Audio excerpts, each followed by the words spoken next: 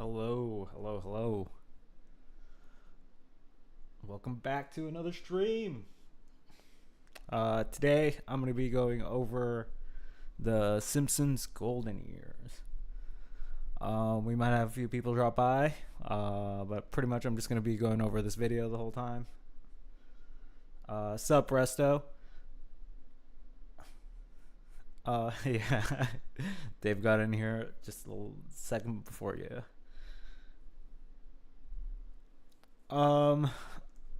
Other than that, yeah, I'm just pretty much going to be going through it. If you want to jump on, let me know. Let me or one of my mods know. In the Discord. The Discord link is in the description. So if you want to fucking comment on something or yell at me about something, fucking just join and they'll pull you up. But other than that, I think we're going to get started.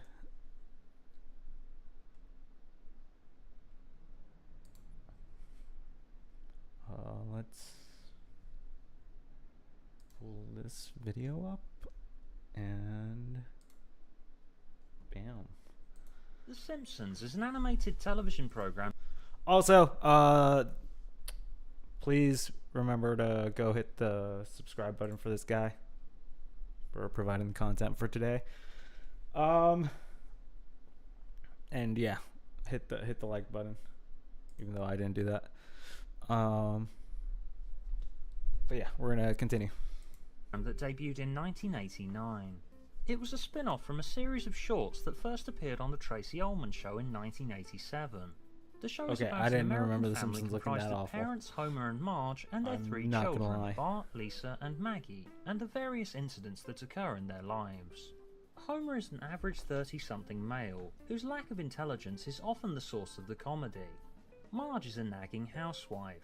Bart is a rebellious 10-year-old. Lisa is the underappreciated brain of the family. Maggie is the baby. I was seriously considering doing this entire video as if you don't obviously know what The Simpsons is. Almost everyone around my age and slightly older or younger is nostalgic for The Simpsons in some capacity, which is weird given that it's never actually gone anywhere, and people younger than me are still nostalgic for it, even if they were born well into the period when the show's decline in quality was a common thing. I don't remember it looking like that when it first came out. The Golden Age of The Simpsons has just been rerun so often, and now that it's found its way onto streaming services, those first seasons are still the ideal candidate as the first show that preteens watch that could be loosely called an adult show. And those early seasons are still something that everyone returns to every once in a while to engage in something easygoing and adult comforting. Cartoons. And the reason I'm making this video is I want to understand how the show achieved that effect on people in the first place, and also, when did the Golden Age end? Because almost everyone seems to have a different answer to that question.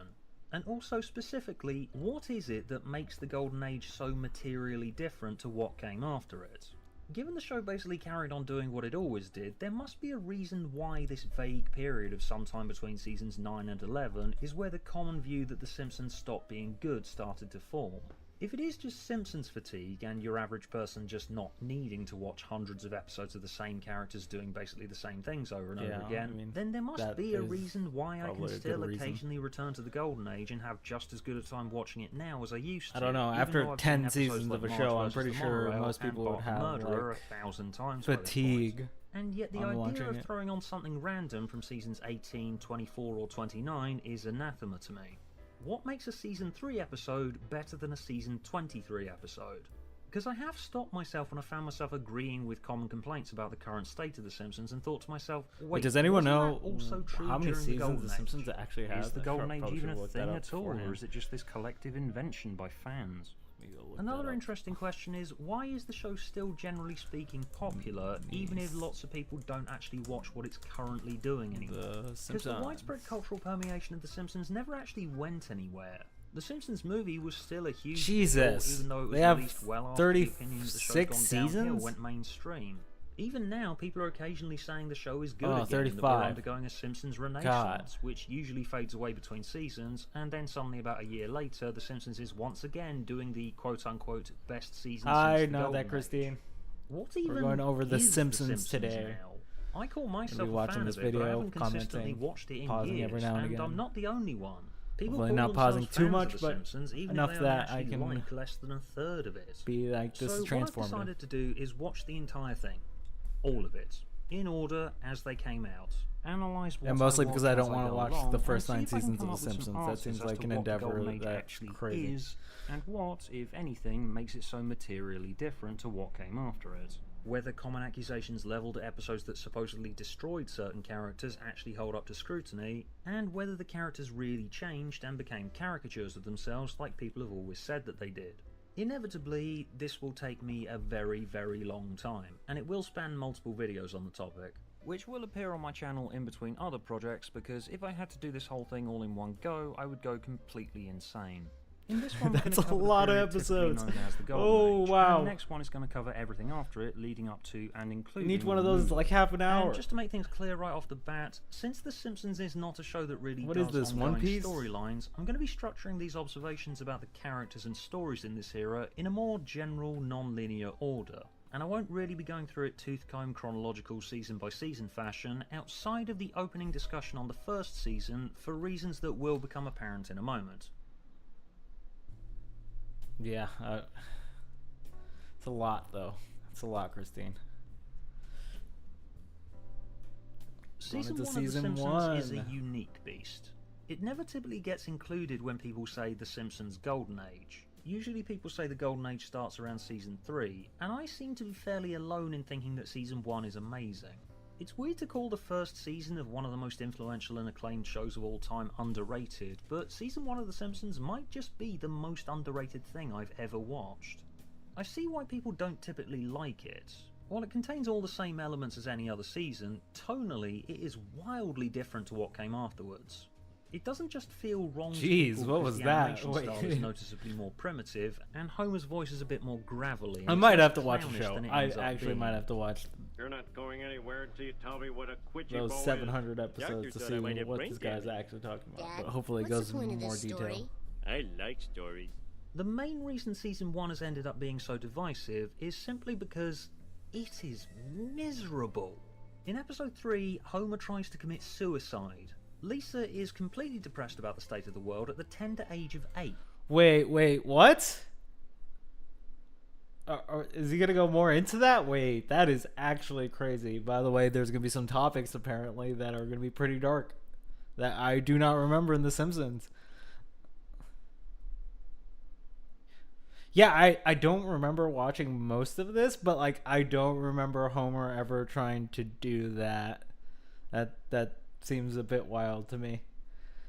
God, I do know that Lisa had like fucking crises every fucking episode about like what life is, which got me questioning stuff. The plot of episode 2 involves Bart losing all his friends. Oh my God, My Milhouse's mom hair once is said black. something that really stuck with me. You're a big disappointment. And God bless her soul, she was really onto something. Season 1 feels so much more dangerous than anything The Simpsons did after it. Really, Season 1 of The Simpsons is like what the dark adult modern reboot of the show would be like if it was this long cancelled property that's been revived for modern generations by a studio that doesn't really understand its appeal. God. And yet, I don't there's remember something season about 1. Season I need 1 to- that speaks to me on a level that the show has never really matched since. This is not to say it's the best one, far from it. But as a singular, self-contained 13-episode season about a dysfunctional, lower-middle-class American family that's essentially wearing the skin of one of the most successful Okay, I do comedy remember vehicles this of all episode where time, they shock Season 1 is each a other. fascinating watch now. One of And the they most go to, like, common forms therapy. of Simpsons jokes are the fantasy sequences, where a harp will play, and we'll see what a character Try to hit each other with, either in like, a thought baseball bubble, bats. or will enter an elaborate fantasy sequence that breaks the reality of the Simpsons universe. You all know the format of these jokes. These visions and daydreams are almost like mini Treehouse of Horrors. And in Season 1, they're so much darker and more twisted than the later seasons. The Nelson sequences in Bart the General are particularly striking. where Nelson is presented as this unstoppable machine, impervious to bullets. What? You forget the intensity that Jeez. these seemingly inconsequential childhood squabbles Dude, have now I framing the really Nelson have to go Bart watch standoff season through 1. these Like, nightmare visions and homages to war films was a I do not genius remember way any of using the this. impressionism allowed by the cartoon format to tell a very real and ultimately human story. Thanks, Bart. We got the day off from school for this. Yeah, and I got the day off from work. Homer. But what's a day off from work when I'm never going to see my beloved son again? Jesus Christ, this season's dark. Yeah. The most effective episode of Season 1, and easily one of the best that the show has ever put out, was Life on the Fast Lane. The one that you've all seen 1,000 times, where Marge starts falling for her charismatic bowling instructor, Jacques. Jacques is a man with a seductive French accent who speaks with a bizarre passion for bowling. There's funny bits in Life on the Fast Lane, but watching it today, with I mean, the context of honestly, what the yeah, Simpsons ended it up was- becoming, it didn't even feel like a comedy. It feels like it was more than It felt finding like its this groove. harrowing, I think it was serious like drama about establishing a mother of itself. three being Like, seduced by a man who fancies himself a bit of a lady. this is a killer. cartoon, but it's also for Jacques, adults. I'm a married woman. I know. My I was mind's watching this as stuck a with child. my That's heart, the crazy and part my about this. hips cry proceed. Of course, I do know that Homer and Marge don't break up and she doesn't sleep with Jacques because it's been drilled into my head over decades of being a Simpsons fan that Homer and Marge's marriage, while being a mess, is completely indestructible no matter what.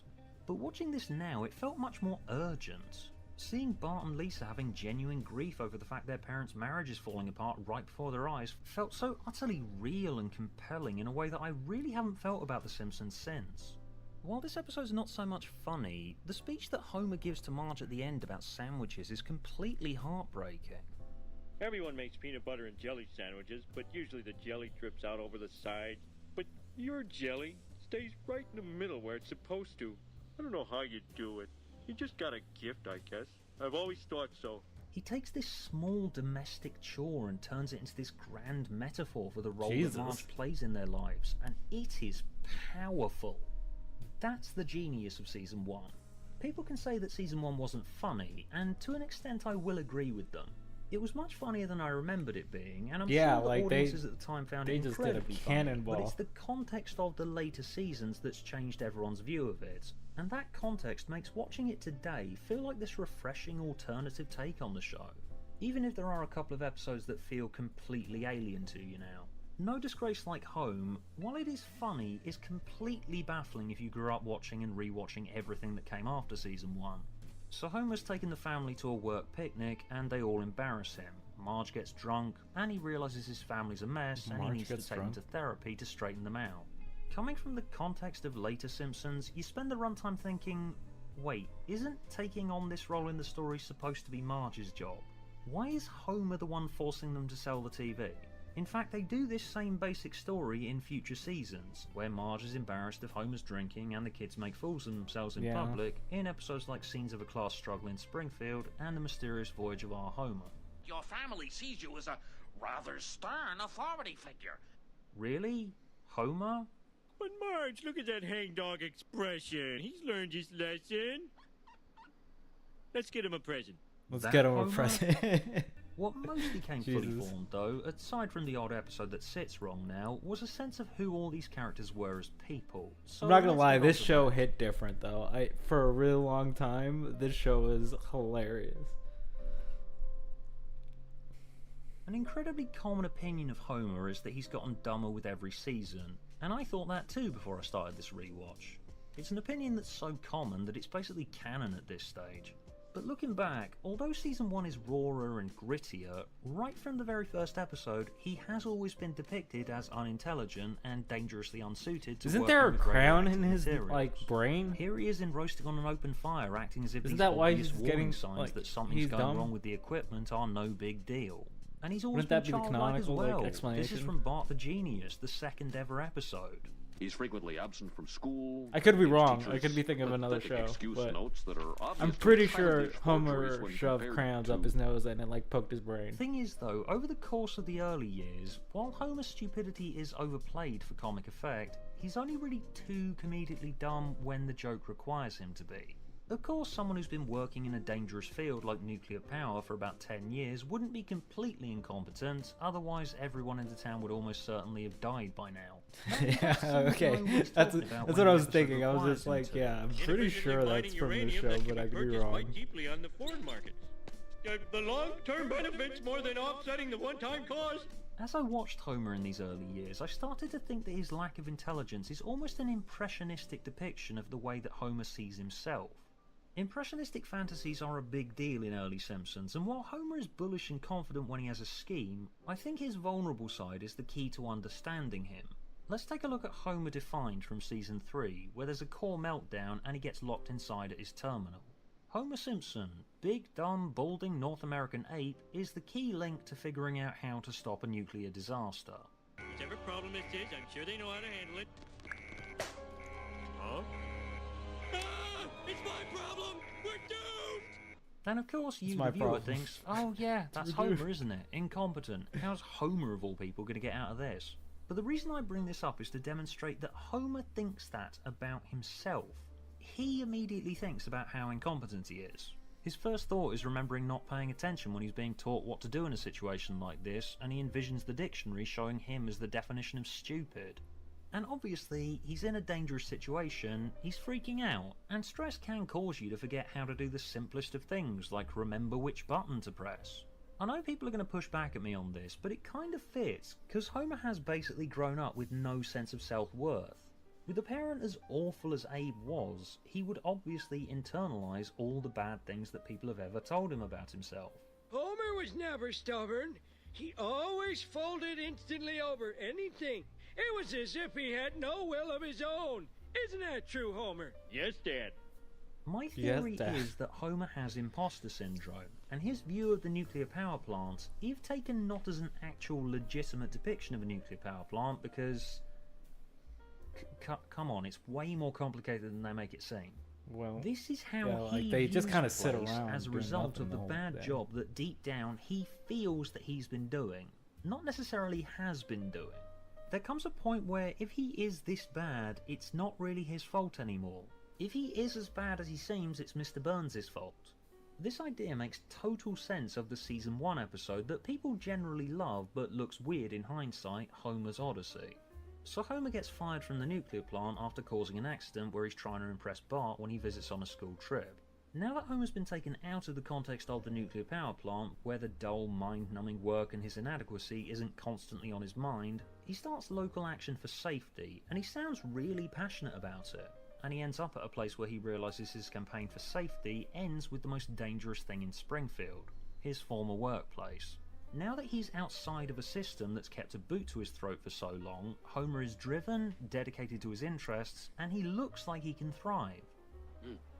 You're not as stupid as you look, or sound, or our best testing indicates. And then Homer ends up being recruited as the safety inspector, and it's treated as if this is Homer turning over a new leaf. He's found his passion, proven how capable he is, and things are gonna change. Except nothing changed. Because if they change, then that breaks the comedic formula. And so Homer goes back to being the lazy, incompetent slob that we know and love. Because stick him back in the context of a dangerous, yet thoroughly mind-numbing job that exists to destroy his sense of self-worth, with a boss as vicious as Monty Burns, and it looks like he's completely incapable. Even though we know that he isn't. Because we've had evidence of it shown to us.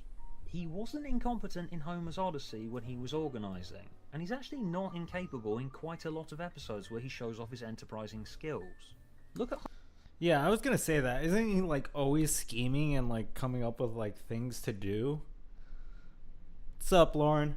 But yeah, I feel like Homer is not like I think he's not like the most intelligent person, but like I don't think he's like unpassionate about everything he does. Homer versus the even though like the show kind of depicts him that way a lot. 18th Amendment. He successfully ran a bootlegging operation. Yeah, In like fact, this, large the compliments him bootleg for it. episode. Homer, that's very clever. Huh? Mom?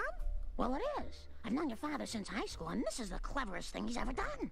Homer does have intelligence when it comes to fields in which he's genuinely enthusiastic.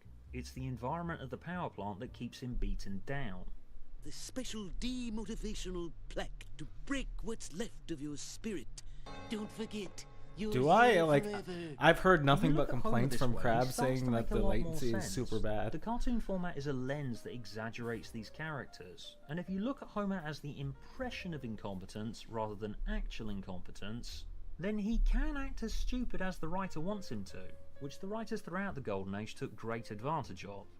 There's a great round table available on YouTube where Conan O'Brien and a bunch of writers from The Simpsons back in those early days talk about writing for the show during this period. I'm going to be referring to it a lot throughout this video, and they address how much fun they had overplaying Homer's stupidity. To the point where I remember there was one episode where his brain tells him, yeah, if you I don't know. do this stupid thing, I'm leaving you. And then his consciousness left him, and I thought, I don't think we can go any further. Like, that's the blue-black at the edge of the atmosphere. Don't say revenge. Don't say revenge. Revenge? That's it. I'm getting out of here. I'm going to remind you, this is during the Golden Age. They have always made Homer unrealistically stupid. Just poke blindly at the controls until they let you go.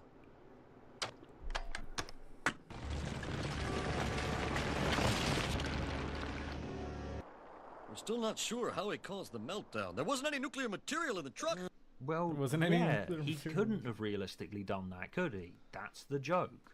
The episode people are probably going to point to as a counter-argument for this is Homer's enemy, but I can wave that away too with the excuse that this episode is told from the perspective of Frank Grimes, an overachieving busybody who had to work way harder at life to get a tenth as far as Homer did, and will obviously view Homer with Wait, jealousy didn't this and guy disdain. die in the show? And, you know, he's also kind of an audience surrogate who's watching Homer's stupidity and incompetence now I'm for remembering years, a lot and more is than meta commentary on this comedic I started formula. off with this Who video. knows, maybe when I watch the later seasons again, maybe it'll start bugging me. But Homer's stupidity becoming too exaggerated over time is starting to make less sense to me now that I've seen him do things like this way back in season 2. My name is Mr. Burns. I believe you have a letter for me. Okay, Mr. Burns. What's your first name?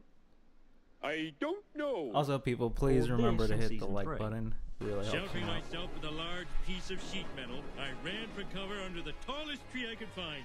Just the idea that Homer's Like, been I getting watched it as a dumber kid, every Lauren, year but has I been don't point of remember a criticism lot for of this about show. as But long now as that the I'm show has watching this, existed. like, I apparently, even like, a point this out lot in of the it clip show stuck from in the season back 7. of my head. Professor Lawrence Pierce of the University of Chicago writes, I think Homer gets stupider every year. That's not a question, Professor. The difference I'm probably going to end up finding between this and the later seasons, though, is the overtness of his vulnerability. The best Homer episodes I watched during this period were One Fish, Two Fish, Blowfish, Bluefish, and Homer's Triple Bypass, both of which threaten us with Homer's potential death. The characters all treat Homer's apparent poisoning by Blowfish and his constant heart attacks with the utmost severity. But Homer's just such a naturally funny character. I mean, I feel like that that's a trap offsets for a just lot how of shows that utterly go bleak on the as long as situation is. the Don't eat Simpsons done. has gone I can on, read right? Marge like a book. Woo! It's good news, isn't it? At the same time, though, the genuinely heartfelt Really? moments between Homer, Christine, Marge, like, Lisa, and Bart in these circumstances where he genuinely could die are the things that make these episodes stick with you. Did These he? episodes are not Oh just yeah, funny. he grabbed onto And I the guess electric this is the shit, time to right? tell you. Like ended up like You're electrocuting adopted himself. and I don't like you. He's like, I'm I think Homer I love these Simpson. I episodes could so do much this. Because while Homer can be unrealistically dumb in both of them, the sense of just how fiercely he cares about his family is what carries his character through thick and thin. Goodbye, Lisa. I know you'll make me proud. Goodbye, Bart. But now rewatching this, I could actually believe parents being super against this for their kids.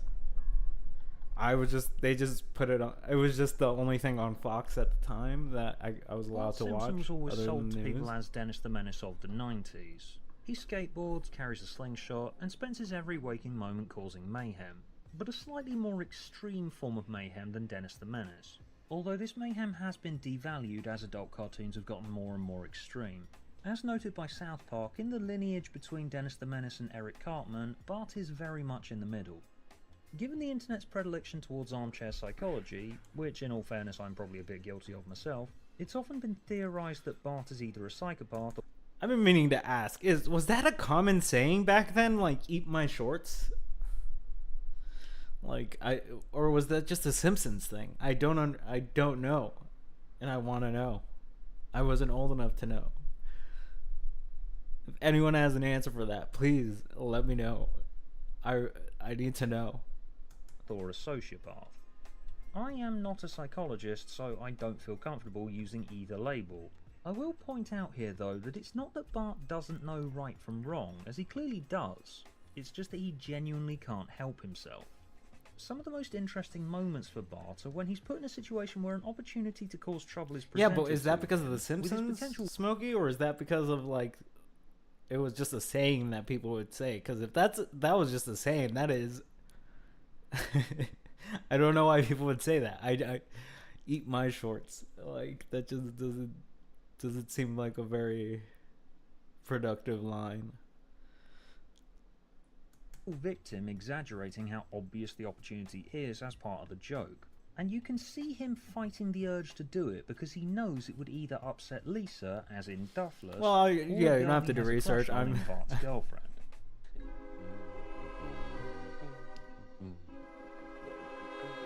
While you kids are looking at that, I'll just busy myself in this file cabinet. Must fight Satan. If Bart were a total psychopath, then Sweet Seymour Skinner's badass song, which is probably his best focal episode, wouldn't work at all. Bart's idea to bring Santa's little helper to school with him as a result of him not thinking about a school assignment until the morning of, ends up getting Principal Skinner fired. Did you just call me a liar? No, I said you were fired. Oh. That's much worse. Although they've been at loggerheads for the entire series, Bart feels genuinely bad for Skinner, and they strike up a friendship outside of school. These aren't the actions of a complete hellraiser who genuinely doesn't give a shit. Oh, she just ad-libbed that? Nice. I think you need Skinner, Bart. Wow, that is a really amazing line to ad-lib, because that's stuck. Mountain Dew has its mellow yellow. Even Maggie has that baby with the one eyebrow. Alright, yes, this analysis that Lisa offers where Bart realises he needs to get Skinner his job back makes it self-serving to some degree, but he does showcase genuine regret over the course of this episode. And this is a common... Wait, was it in The Breakfast Club? Now I'm trying to remember.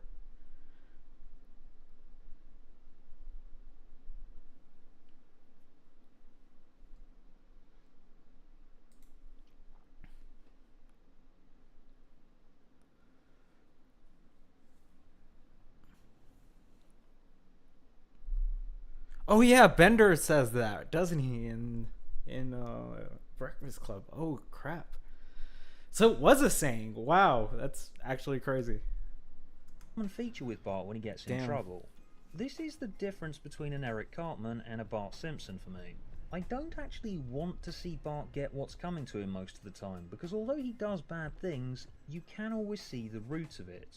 He is only 10 years old, and he's learning his callous behaviour from an environment that either won't allow him to thrive in ways that would be beneficial for him, as is the case with the school, or is actively teaching him bad lessons, as is the case with Homer. Now, I've gotten word that a child is using his imagination, and I've come to put a stop to it. If something's hard to do, then it's not worth doing. That's so fucking dumb. It is mostly Bart's environment that's causing him to act the way he does. Honestly, much credit to The Simpsons. And you see evidence of this when they stop show. him and Skinner from butting heads for an episode. Or in, say, Whacking Day, where, like in Homer's Odyssey, he's removed from the environment that pretty much exists to ensure he fails. This is the end. You are expelled from Springfield Elementary. And as a result, he finds he actually enjoys learning. Whacking Day starts with Bart being treated as guilty before he's even done anything wrong. I think that's pretty common with kids, though. Like, it just... I feel like school's just not a very good environment for a lot of kids. I mean, what else do you have? But, like, still, I feel like there's got to be a better way to teach kids to fucking actually enjoy the stuff that they're reading. Skinner has designed a trap not for troublemakers, but potential troublemakers, as a way of ensuring the inspection goes as smoothly as possible. You're being swept under the rug for the superintendent's visit. Enjoy! Sure, they all have form, and it turns out he was right to do this, of course, as Bart breaks out of the basement that Skinner locks them in, and finds himself drawn to cause the trouble that gets him expelled. But Skinner's idea to lock these kids up in the basement doesn't exactly make him the hero in this situation. If you treat people a certain way, they will probably start conforming to your perception of them. And Bart does try and stop himself from causing trouble. This sinister impulse inside of him speaks to him through fantasy, goading him on. Come on, Bart. Ride me. I better not. Then when he gets expelled, outside of the school, he learns and uncovers the truth about Whacking Day. And this is tied into episodes focused on Lisa and Bart trying to find some justice for people in Springfield who've been screwed over. Bart demonstrates his sense of justice for the underdog in cases like the day the violence died, where he doesn't think for a second to ask Chester J. Lampwick what would happen if he gets him the rights to Itchy and Scratchy back. Bart just knows that it's unfair that Chester came up with this idea for this multi-billion-dollar franchise and hasn't seen a cent of the profits and is now homeless and living in a gutter. I hope you're happy, kid. The studio's bankrupt. You just killed Itchy and Scratchy. Bart is fundamentally a good person being failed by the adults in his life who don't know how to direct him towards a life that he would thrive in. Damn, this is a lot deeper than in Lisa's I would have Sacks, a expected. flashback episode where we see just how excited Bart was for his first day at school. School will be fun! And then immediately he's broken by the experience, and he learns that the only way he gets respect out of anyone is by acting out. I want you to knock off that potty talk right now. The principal said potty! They got None him. of this is to excuse Bart's behaviour, of course. It was incredibly cruel to watch him essentially catfishing Mrs. Krabappel with seductive letters in Bart the Lover. Not to mention creepy as all hell. But look at the end here, where he realises the harm he caused, and then he comes clean after actually getting kind of crazy. What? Throughout the show, That was an Bart is episode? caught in this constant I don't battle remember between that. his good instincts and the bad environment that's constantly leading him to do the things that he does. It wasn't Bart's idea to steal the head of the Jebediah Springfield statue. That was a clear combination of peer pressure and bad advice from Homer, and the head itself becomes a manifestation of his conscience. You don't have to found a town to be a hero. Sometimes a hero can be a young boy with the courage to stand up and admit he's made a mistake. Although the events of the second half of Bart the Murderer get triggered by Bart organising some graffiti and attempting to bribe his way out of it, it was Fat Tony that says, "I think we should pay Skinner a little visit," and then Bart is terrified that they murdered him, and that essentially makes him responsible for Skinner's death. When... he's 10, guys. He's a 10-year-old boy. Bart's environment is skewed in such a way that it's always entirely and exclusively his fault whatever happens, including in Bart the Murderer, in which an entire courtroom is supposed to reasonably believe that a 10-year-old child is responsible I'm not gonna for lie. I think older organised shows crime, have better which writing even Homer than agrees most with. current shows. Like this is really complex stuff. It's true, all the pieces fit. I mean, he might be So reading a obviously little being bit a into product it, but of his still, like, environment, it only stands to reason that in episodes like Bart vs. Thanksgiving, when there's a case of something incredibly I feel simple like he's basing it Bart off broke pretty his sister's good evidence at centerpiece, the moment. he is psychologically incapable of apologising because, oh, yep, it's just another thing that I'm responsible for, because this is Springfield, where we always look for really simple cause and effect solutions that always ignore the fact that the reasons why bad things happen are often more complex than a simple, the boy is bad. Sorry, I'm sorry, I'm sorry, I'm sorry, I'm sorry, I'm sorry. And if the boy is bad, Bart can never learn any deeper lessons from anything that happens, and so he's destined to keep making the same mistakes over and over again. If he is just bad, then he can't change, so what's the point in trying? Okay, I do no remember one is there to him explain doing to that, Bart why something is his fault and putting what the he can Dove do to can in remedy the it. Except for, of course, Lisa. paint Only mixer. reason to apologize is if you look deep down inside yourself and you find a spot. Because you feel bad you hurt your sister's feelings. This is so stupid. I'm not gonna find anything. Just because I wrecked something she worked really hard on and I made her Uh-oh. I'm sorry, Lisa. You know, Marge, we're great parents. No, you're not. Your 8-year-old child had to do all the legwork there to teach her own brother about empathy and just...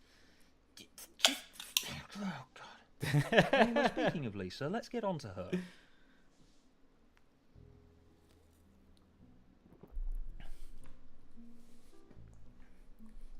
I know some of you will have been listening to me ramble about Bart's faults being the product of a comically exaggerated bad environment and been thinking, wait, what about Lisa? It was Lisa? an actual heart? Well, I don't have much of an explanation for why Lisa is so wonderful, amazing, and perfect, and perceptive and insightful. But I would like to point out here that it's always been said that Homer is unrealistically stupid. But has anyone ever complained about the fact Lisa is unrealistically intelligent for an 8-year-old? Like, have you ever met an 8-year-old child that sounds like this? But aren't the police a protective force that maintains the status quo for the wealthy elites? Don't you think we ought to attack the roots of social problems instead of jamming people into overcrowded prisons? No, but I wish more 8-year-olds would sound like that. That would be pretty awesome. Are sexist. Lisa said a dirty word. It's actually incredibly rare to see Lisa acting and sounding like a legitimate child. So it's quite weird when you see her giggling or skipping or jumping up and down and talking about ponies. Part of me thinks maybe the writers approach her as if they're writing for a teenager instead of an 8-year-old. So Lisa kind of exists to be the one reasonable, rational member of the family. She's essentially the voice of God. She's there to diffuse tensions, explain things, and make perceptive remarks that set characters on the right paths. She's the moral compass of the show, and that's probably what makes her my favourite Simpson to just listen to. This is not to say Lisa's not flawed and vulnerable, of course. When a character is this preternaturally smart, yeah, that's especially pretty relative. This is a pretty usual trope in like shows to like make one character essentially like the voice of reason within like the whole show that just like you could reflect upon. Like this is the only normal person there. Like I can't think of an example off the top of my head, but I know multiple shows that do this. Like they just create one character that seems out of place. And I think Lisa just fits that like perfectly. To her own family, it'll isolate her. And when you're isolated, your weak points can easily be exploited.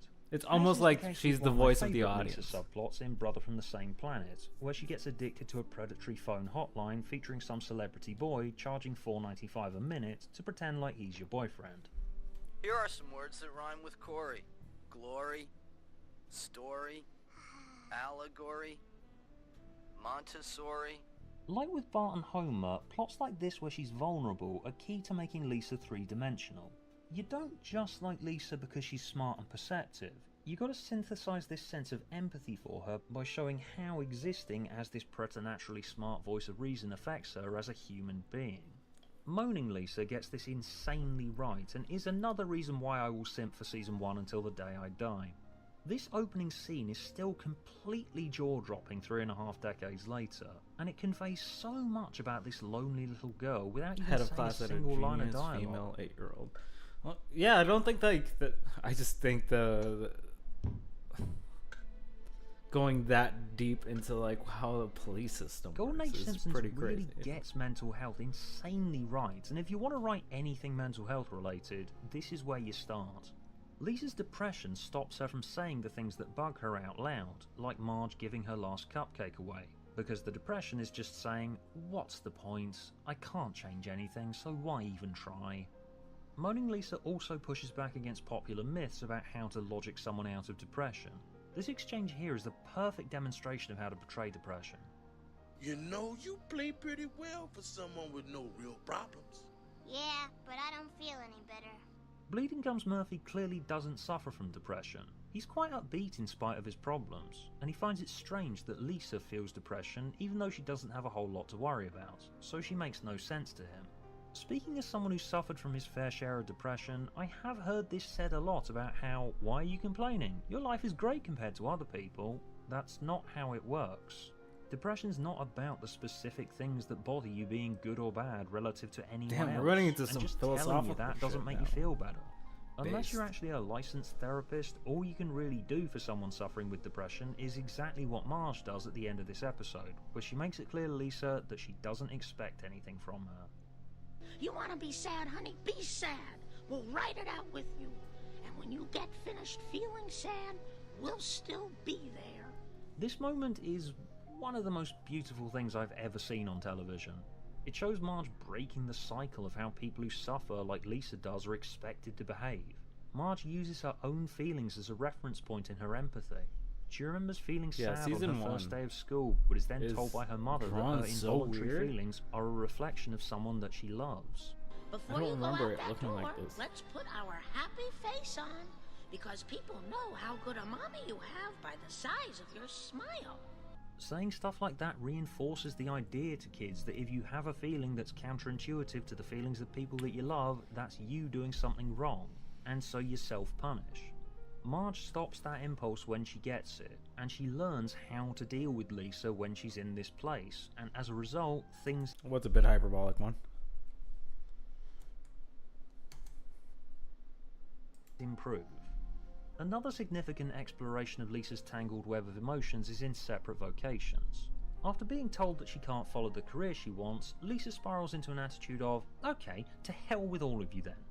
Although Lisa, being smart, when told that her fingers are too stubby to play the blues, she would probably be aware of the fact that there's a ton of geniuses who didn't let something like stubby fingers get in the way of their dreams. But Lisa also respects the adults around her and takes on their cynicism uncritically. Even though she's smart, she has these emotional pressure points like anyone else.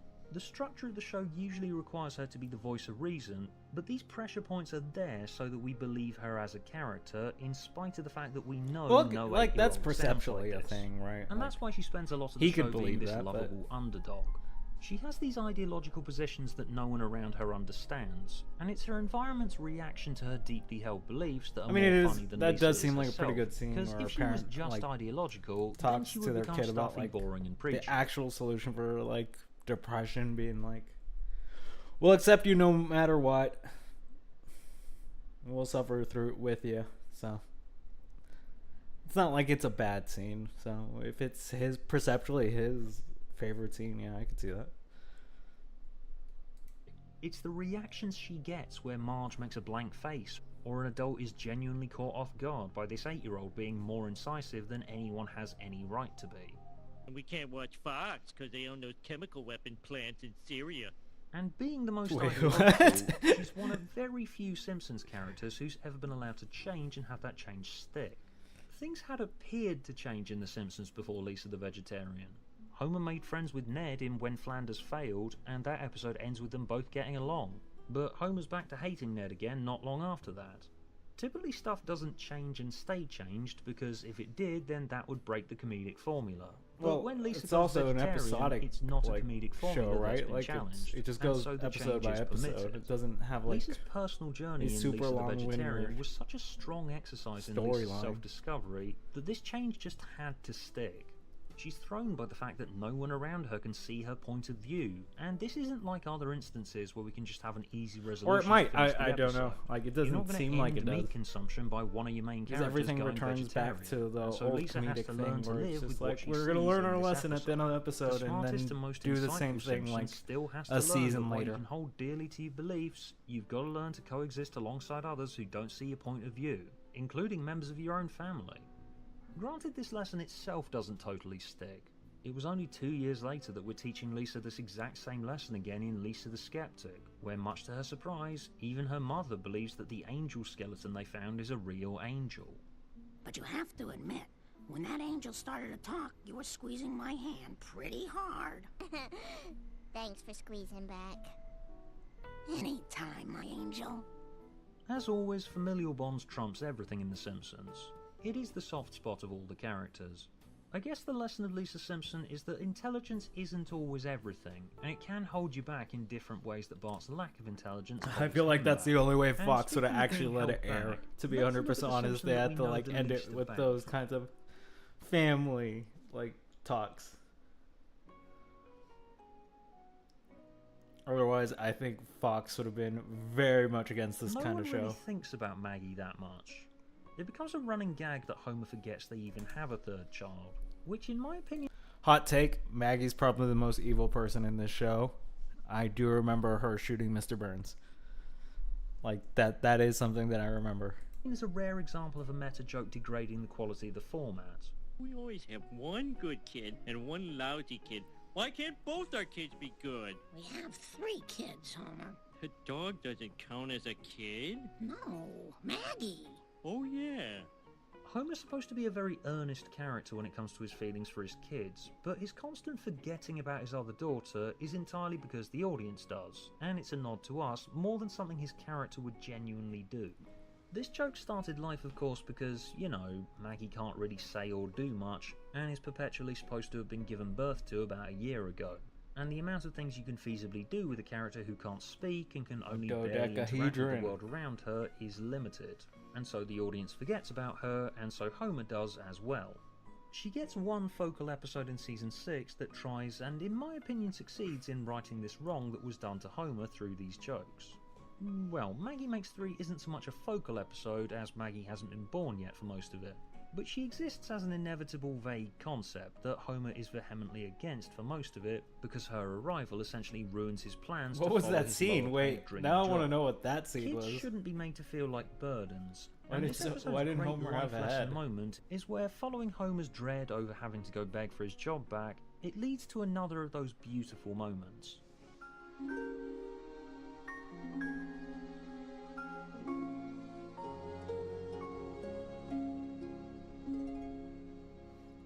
Is that where this meme came from? Fastlane, the Simpsons' success is rooted in these I didn't know that's where this meme came from. Powerful emotional moments. Aside from this episode, there are a handful of stories where Maggie stands out. There's Homer Alone, where Marge and the kids are away. And if you don't know what meme I'm talking about, then he does an adequate job, but Maggie still misses Marge, and so she escapes her crib and goes out looking for her. We use the perspective of a baby and similarly shaped objects to Marge's hair for her to follow. It's not much, but it's cute. She's got a simple need that gets teased to her in comically unrealistic scenarios over the course of the episode. The other one that you all remember is the one from A Streetcar Named Marge, where Maggie is put in an Ayn Rand-inspired daycare centre. Pacifiers are forbidden and get locked up, and Maggie has to lead a band of babies to break their pacifiers out, which she succeeds in doing. It's a really simple piece, and like with Lisa, it's unthinkable that Maggie can showcase such ingenuity at just 1 year old, but I see people reference this in Simpsons meme pages that I follow all the time. Quite remarkable for a B story that's not really got anything to do with the main plot. Maybe audiences at the time didn't respond to it like we do nowadays. Maybe they just struggled to come up with stories that could be mostly told silent. I don't know why they didn't do more subplots like this and actually indulge in the most underused Simpsons. He's just looking around. There is a character in there. Doesn't want to be attacked by all those Maggie's kids. clearly gifted. Like Bart, she's sensitive to injustice and ready to right a wrong. She's good at organising. They could do more stuff with her. It just started to feel after a while that it became a tradition not to do much with Maggie, rather than there being a legitimate reason for her continued underuse. Maybe she could start saying more than the occasional word every few years. I mean, it might feel a bit weird given she's been mostly mute the entire time, and it might end up feeling a bit more like Rugrats than The Simpsons. The occasions where she has spoken have been really popular with fans, but they have been few and far between. I hope you never say a word. Daddy. And yes, that's nice and sentimental, but this isn't even Maggie's first word in the series. Her first word was technically in Flaming Moe's a year earlier, albeit as part of Homer's deranged revenge fantasy. Mo. And yes, it is kind of funny that even when we do flash forwards, as in Lisa's wedding, there's conveniently always a reason why Maggie never gets to say a line in the episode. I need to use the phone! Will that girl ever shut up? Of course, this does make it so it stands out a lot when Maggie speaks. Particularly in Home Sweet Home Diddly Dum Doodly, where the kids have been fostered by the Flanders, and Maggie's starting to adjust to life with Ned, and says either her second and third, or third and fourth words, depending on your point of view. Daddly doodly. But I do wish we saw more from Maggie's perspective. What was that? The ending of this episode where we show her perspective of Homer, Bart and Lisa versus Marge was just gorgeous. What we've got isn't much, but coming out of the Golden Age, I ended up wanting to know more about Maggie Simpson. She seems cool.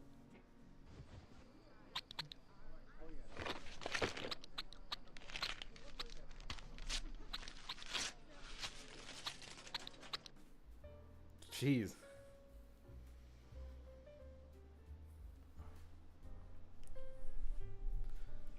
A lot more was said about the kid than I thought there was going to be said. In this 5.5-hour video essay, I'm going to explore how Maggie Simpson is the perfect critique of capitalism. Now, Marx once wrote that the wealth of those societies in which the capitalist mode of production prevails presents... Pretty good bit. Pretty good bit.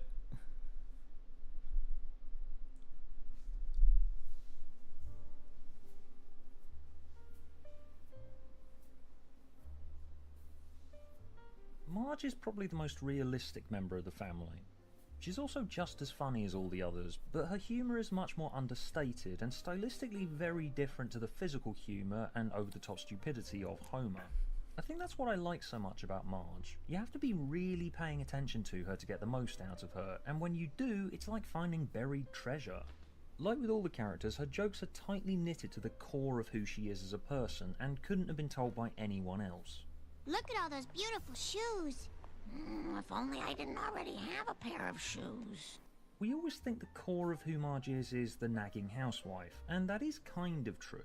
She acts as the cipher by which the show can comment on things like overly concerned parents groups protesting the sort of things their kids are interested in. But to me, what works so well about Marge is just how staggeringly little she expects out of life. And this sense is innate in her, and it's completely adorable. I'm for equal rights, but do we really need a whole amendment? Or double-ply windows? I'm for equal rights, but do we need a whole amendment? This is not to say she doesn't have needs, of course.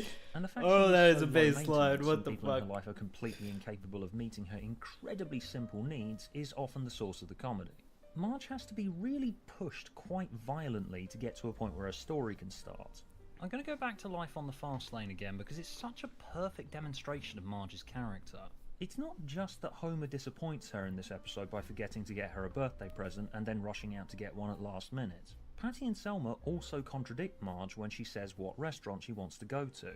Marge, he never gets you anything you want. He always gets something for himself. Or the Rusty Barnacle is nice. No. We want to take you someplace fun. The Singing Sirloin. That noise she makes all the time, that is her suppressing the need to say what she wants out loud. Even on her birthday, none of this day is actually about Marge. It's what other people want for her, and she can't say what she wants out loud until she's pushed too far. And this ends up becoming a potentially fatal flaw to her marriage when Jacques starts pushing her into having an affair with him. Marge, darling, I want to see you tomorrow. Meet me tomorrow for brunch. This is probably why I love Life on the Fast Lane so much. It's such a dangerous story, and it uses Marge's introverted nature against her. She has to really fight against that instinct. Kids were she watching has to not affairs. say what she's thinking out loud, Shit, because her life is entirely defined crazy. by meeting other people's expectations, including Jacques. Even though she might find him exciting at first, he does the same thing everyone else does, pushes her into doing what he wants. Marge's introversion is why it's so powerful when Marge finally snaps or speaks out. When she gets pushed to breaking point, they give her this lion's roar. Yeah, no, I could totally understand now for seeing why parents would be totally against this, or why this would be a controversial show. The movement to get Itchy and Scratchy shut down, but Itchy and Scratchy and Marge is an interesting episode because it's a demonstration of how you just should not. There's a lot of subject matter here that I did not know my parents were letting me watch. Basically saying, "Dear Mr. Successful Business Or that probably went Please way cease over the my head, to aggressions be that provided you 100% with millions honest and at the millions of time." dollars." And is naive as all hell, it was at least polite. Please try to tone down the psychotic violence in your otherwise fine programming. Yours truly, Marge Simpson. Introverts hold their feelings back when dealing with people, but when you push them too far, that's when those feelings come out, and as a result they can end up more extreme than they would be otherwise. Roger Myers didn't have to call Marge a screwball and rub it in her face that one person can't make a difference. He could have just brushed her off, but instead he went for the jugular, and that pushes Marge into reacting. They didn't even swear in this show, dude. Like, that's the crazy part. I wrote in on. I'll show them what one screw At least I don't think they swore. They could have. I'm not even gonna lie. I would not remember. Is that people who complain about cartoons? But I think the worst they did was damn. Busybodies right? who often have specific areas of hypocrisy where they won't push back if they're not personally offended. This episode is much more even-handed than you'd think. because the central driver for the story is actually saying, yes, cartoons do influence children, and yes, that can be a problem. So television's responsible. Lemonade? Crazy that we were just talking about this and we got to this part of the video. Oh, I think it conveys a very nice message of sharing. I think it sucks.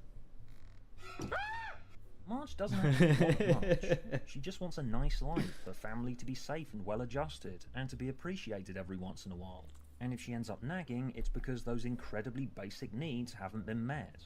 I mean, yes, she is a nagger, but that's the thing about nagging. Typically, people don't listen to it. And there are occasions where Marge questions herself about that. She is aware of her reputation as a nagger, and she doesn't want to do it. Maybe if I use my least nagging tone of voice. Homer. Homer. Homer. I'm scared to repeat that word. word. Send them on in. As much as Marge might want what's best for her kids and is a better parent than Homer, she also has her lapses in judgment. She has faults in her approach, and is part of this bad environment that's never been able to get to the root of Bart's problems. Like Principal Skinner, she has got to a point where she expects Bart to be bad. Bart, no! You know what word. Sorry, force of habit. Lisa, no! But the fact the show plays heavily into both her sincerity and how overworked she call is someone by a that messy, nags. slobby family means it's easier to forgive Marge for her lapses in judgment than it is for Homer. Although it was incredibly mean of her to say that Bart ruined Thanksgiving and is part of what causes him to run away from home, that episode actually shows us why Marge reacts this way earlier in the runtime. I have laryngitis and it hurts to talk. So I'll just say one thing. You never do anything right.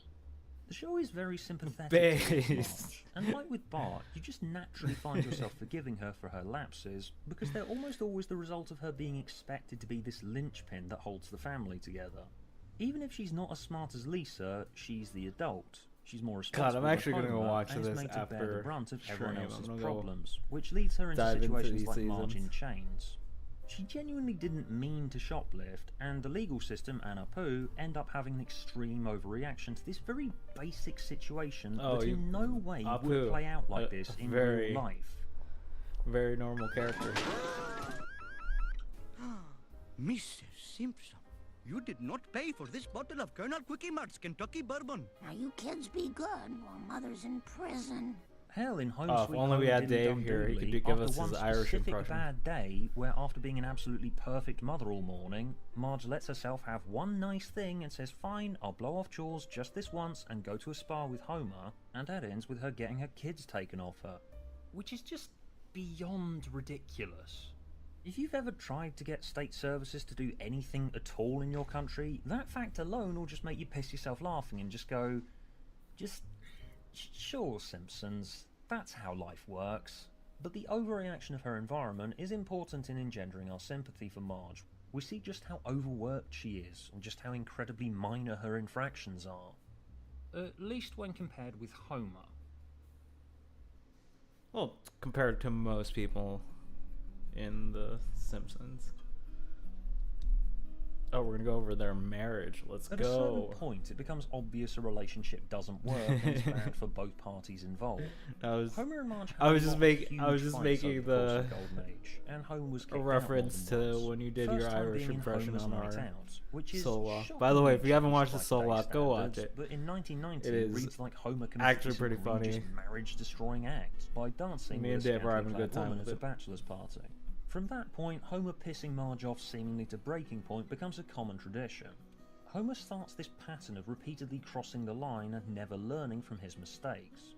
This is all comedically overplayed, of course, but Homer does always wonder why she stays with him. Look at cases like this in the couples therapy that they go on in War of the Simpsons. He forgets birthdays, anniversaries, holidays, both religious and secular. He chews with his mouth open. He gambles. He drinks out of the carton. He never changes the baby. I guess that's it. Oh, no, wait. He kicks me in his sleep and his toenails are too long and yellow. That's all I can think of right now. You do end up What's up, wondering some Crab? of the time after their really big fights when it looks like Homer's genuinely about to change because the episode needs a resolution. Wait, things never changed after this. Homer continues being a sloppy mess who isn't good enough for her.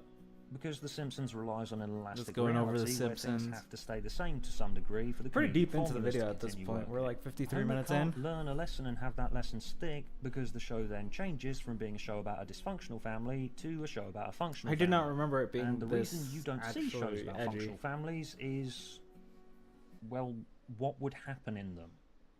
Two parents love each other and their children, and that's it. The end. But if this was a real relationship, you would be telling Marge to just up and leave him.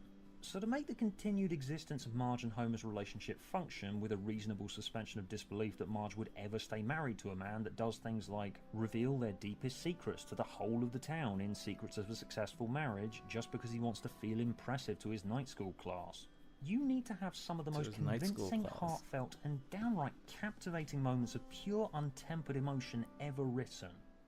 And fortunately, they were so good at that it hurts. The strongest moment in all of the flashback episodes bar none is Homer's proposal in I Married Marge. Homer is searching in the back seat for the card that he was going to read, waggling his arse out at the front, while Marge finds the card containing his proposal. Stupid thing must have fallen out of my pocket. Is this it? What's it say? I don't have much to offer you except all my love. Will you marry me, Homer? This is the most beautiful moment of my life. Proposals in TV shows are always supposed to be these big spectacle pieces where the guy does something impressive, the woman's overcome with emotion, everyone cries, the audience ahs, and it feels so magical. But the fact that Homer's proposal is so small and unimpressive, that's what makes this moment so powerful to me. Because I'm the sort of person that appreciates small things too. The best moments in my relationship haven't been the big gestures and moments that everyone expects a relationship to consist of. Sometimes the best moments to me are just when we're sat on the sofa under a cover watching TV with a pizza and our feet touch on the footstool. Moments of quiet, understated intimacy like that are more important to me. They stick out in my memory when I think of the good times. I hate it when TV shows indulge in the idea that love has to be perfect and impressive and beautiful all of the time because it's not real to me, and it feels like it's being done more for my benefit as a viewer and not for these characters as people. Being a man, obviously I hold true to the stereotype that men don't like romantic movies and shows, but watching Homer and Marge in this episode, I feel like I actually do. I just don't like the way it's done in almost every other movie or show that treats the central couple's romance as the most special and perfect and important thing in the world that I should be deeply impressed by. Relationships to me are private, personal things with intimate moments I don't shared think between Marge's partners and that are only meant Homer's for them and relationship them is alone. something to look And The up to, you know? Simpsons somehow manages to make it so a TV couple showing their relationship in the most public way possible to millions of people in a primetime slot Probably can one of those consist of things these where it's small, just like- private, imperfect, intimate moments that are only supposed to exist for the sake of these two characters. I don't feel like an onlooker when I watch I Married Marge. I don't feel like I'm having a relationship shown off to me. Its imperfection is what makes it so I become one with Marge and Homer in that moment, and I want them to enjoy each other's company and grow old together. No other romantic moments anyone wants to quote me from any other TV show. Yeah, or but then you movie have all the even context comes from like the close to actual this show scene. where they hate each other's Imperfection is what makes the Homer and Marge hate their marriage lives work pretty so much. well.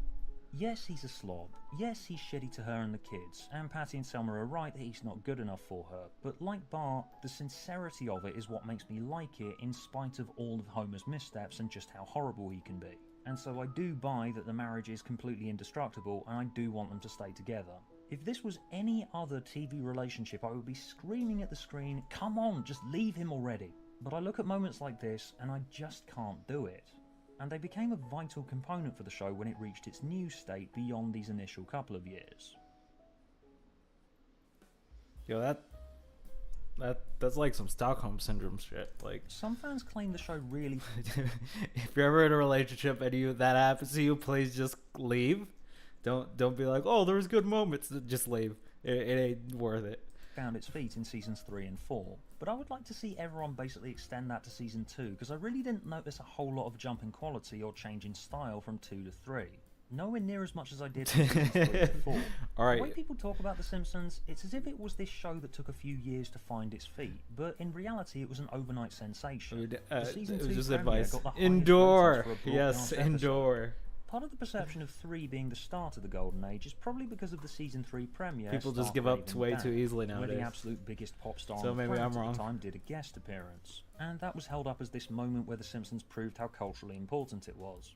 And that episode has now been removed from streaming. There is a noticeable progression in the style of the show, but it wasn't between seasons 2 and 3, it was between 3 and 4.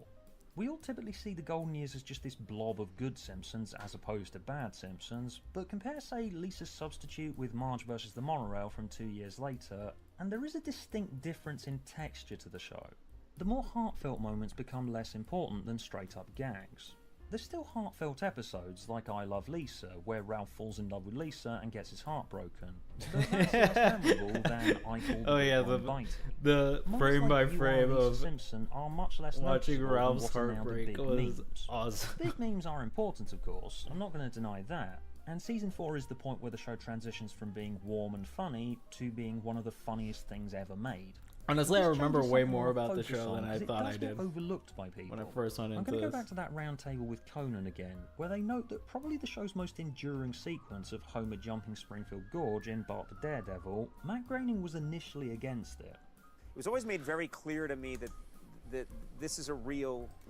I mean, I agree. Yeah, hard relationships aren't just like just come out of nowhere. It's built upon, and there's a lot of stuff that goes into them.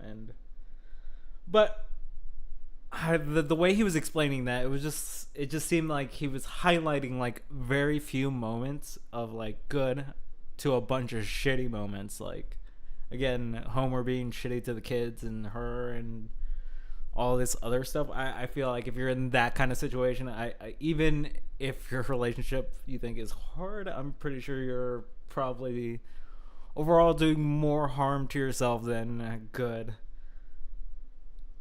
Like again, I could see what he's talking about. I could understand to a certain degree, but I can't like make that jump to being like, yeah, Homer and Marge should be together for whatever reason, you know, just because of like one good moment.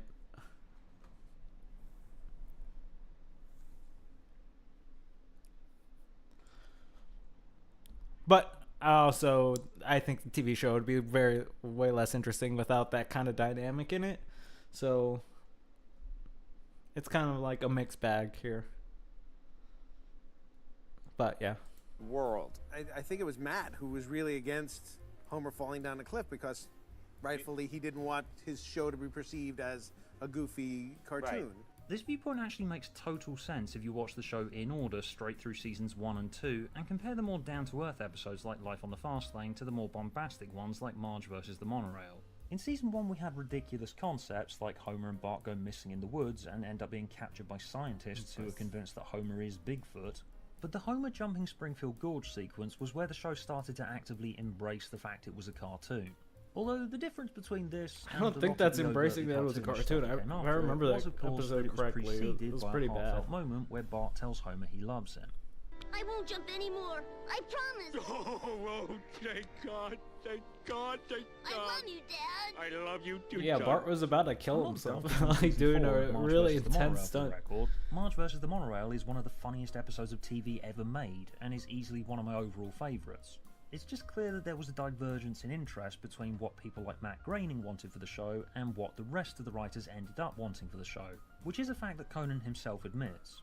I remembered I prided myself on, I'm going to write edgy jokes, I'm going to be a joke machine, and when I got there, you guys explained this ethos The Simpsons has, that this is a real family, and when I first heard that, I thought, yeah, who cares about that? And subsequently, I've realized that is probably the secret to the show's longevity. The heartfelt moments were still... Oh, agreed. That is an amazing show. If you haven't watched it, go watch it.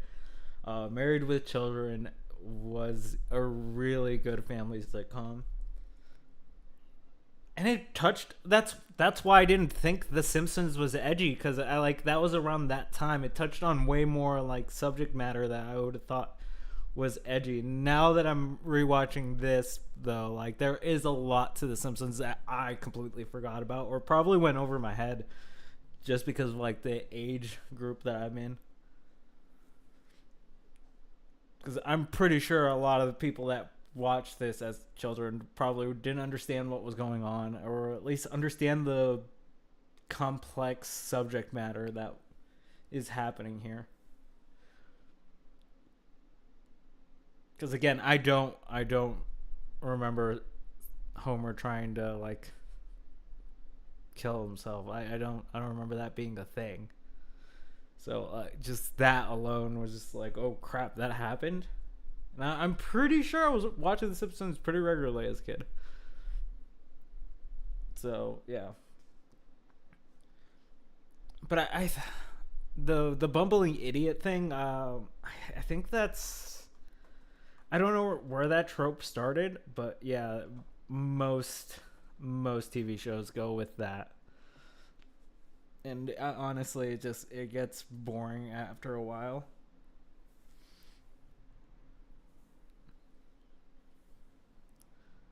But I feel like for cartoons, you do kind of need that level of bumbling idiot to make it like funny.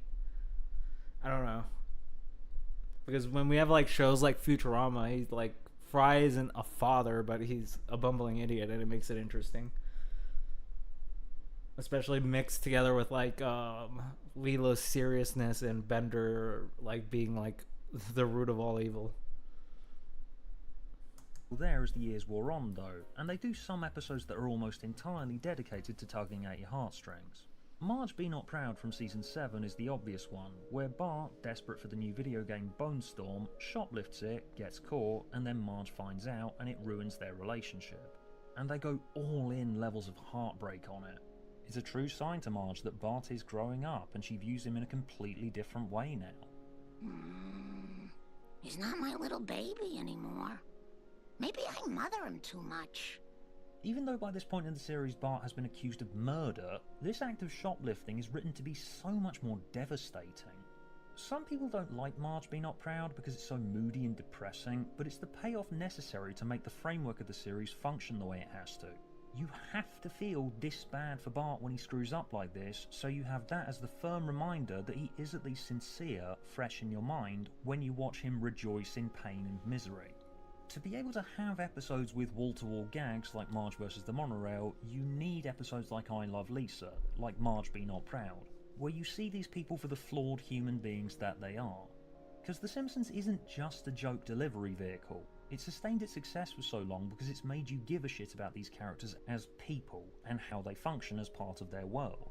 And speaking of that, I mean, that's world, fairly let's true. move on I to think the this key show did a source of comedy fairly the show good is job famous at for. In a section I'm going to call Everything in Springfield building is up the either characters broken in a or way rubbish. that you relate to them in Matt some Groening's way. earlier comic strip, Life in Hell, is key to his entire ethos as a comedy writer and producer, down to the very name, Life in Hell. A comic strip about a bunch of anthropomorphic rabbits going through average daily stressful situations, relationships, work, children, etc. That's supposed to be hell. And this worldview is written into a large chunk of the characters who mostly fall into certain archetypes. There's the comedically incompetent, like Chief Wiggum, Mayor Quimby, Lionel Hutz, the pious or professional adult that makes... Notice that all the professions that they're make the bumbling idiots are like super high up government people or like people that would be well respected in communities. I think that says more on the people that they were targeting with those kinds of things than the actual like character representation. Makes the other characters feel inadequate by comparison, like Ned Flanders, it was or just Dr. like a Hibbert. jab at or my personal those favourite kinds of people. archetype, the just too tired to give a shit. And that encompasses so many of them. Miss Hoover, Moe, and personal favourite Reverend Lovejoy. Doodly doodly! Ned, have you thought about one of the other major religions? They're all pretty much the same. Of course, having a view of the world that skews negative no matter the situation would seem depressing, which is why The Simpsons plays it almost like the environment is... Wait, I wouldn't say the Reverend was a complete not give a shit person. I would say that Flanders was very overbearing for sure. And that's probably why he acted that way with him, but not like completely just I don't give a shit about the talent stuff. Because if I remember correctly, he is a pretty active member in The Simpsons. purposely constructed in such a broken and rubbish way as to inform the comedy, and it's taken to a point where it's so cynical that it becomes actively absurd. The point of the plotline in Round Springfield, where Bart gets sick by accidentally eating a free jagged metal Krusty-O in his cereal, wasn't that there's so lapse in regulations in America that a company could actually genuinely get away with that. It's a macho exaggeration of the type of things that companies can get away with marketing to kids, and that Krusty has been in the... Willie wasn't a bum, he was just a groundskeeper. Like... I mean, yes, he was like a blue-collar worker. But yeah, Willie was the only male role model. You don't have to be joking, bro. That dude was legit like the scariest character on this show. The entertainment industry for so long that he just doesn't give a shit what crappy product has his name on it. It's so extreme in its cynicism and so extreme in absurdity that it becomes funny. Krusty in particular is evocative of this cynical worldview that the show has. It's the fact he's Bart's childhood hero and he looks up to him that makes it increasingly hard to accept the fact that Krusty is basically a cold, uncaring monster behind that exterior. Bart saved him from prison, Krusty's thankful for a moment, but by season 3 he's blown off giving Bart a thank you dinner a billion times. And by season 5 he's completely forgotten he ever existed. What's your name? I'm Bart Simpson. I saved you from jail.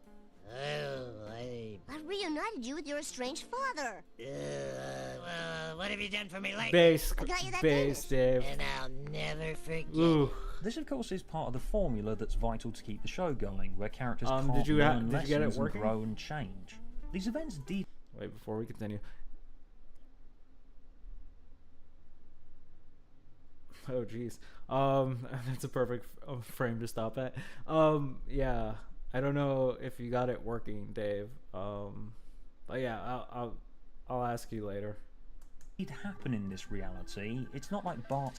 Yeah, we almost lost a run. Dave's computer is acting up, so we were kind of scared that we were going to lose all the save files, and Dave's computer wasn't going to be working. So we were just trying to figure out a way to fix that. But he says he saved the file, so I'm assuming his computer is working again. But we shall see. Saving Krusty from jail and saving his career are stuff that we just forgot about, but the lessons that were learned by Krusty can't stick, because that breaks the formula. But this actually makes these events and this character even more tragic. Bart can list all the times he's helped Krusty out all he wants, but Krusty's unmoved by any of it. Because he can't be, because then the show stops working. Outside the context of a cartoon, if Krusty was a real person, that would be incredibly depressing, wouldn't it? There are people like Krusty. Honestly, I think Krusty was probably one of the most real characters in the show. Like, yeah, a lot of people are going to portray themselves very differently than they are on, like, TV versus, or even online versus, like, their real life self. I think showing Krusty's, like, real world, like, attitude was a very good addition to the show. It made Krusty super relatable. Krusty in the entertainment industry, but here it's this extreme impression of the lack of care for the high regard that audience members like Bart hold him in that makes Krusty into a funny character. Mrs. Krabappel is similarly jaded and falls into the just too tired to give a shit archetype, but being a public school teacher, she's much more relatable and easier to sympathise with given the backstory that she drops all the time. How come you don't live with Mr. Krabappel? Because Mr. Krabappel chased something small and fluffy down a rabbit hole. Although Edna is sarcastic and cynical and has been broken by her marriage and the grind of public schools, and she does have the ingrained view of Bart as basically irredeemable, she does actually care about the kid. Wait. Need to... I wanted to see what she was writing. I will raise a better child. Jeez. Oh, the show hits different. View of Bart as basically irredeemable, she does actually care about the kids. You're selling out these children's futures. Oh, come on, Edna. We both know these children have no future. Prove me wrong, kids. Prove me wrong. Honestly, based. If a principal should always do that. The prove me wrong line is so great. Oh, God. Similarly, the so incompetent I can't believe you actually have this job isn't always a strict definition either. Chief Wiggum is known for being incompetent, and you wouldn't think a character who says things like this Now dig up, stupid. would have managed to retain the role of Chief of Police for so long, but in Bart the Murderer, he is actually on to Fat Tony. Baloney! I'm not gonna rest until one of us is behind bars.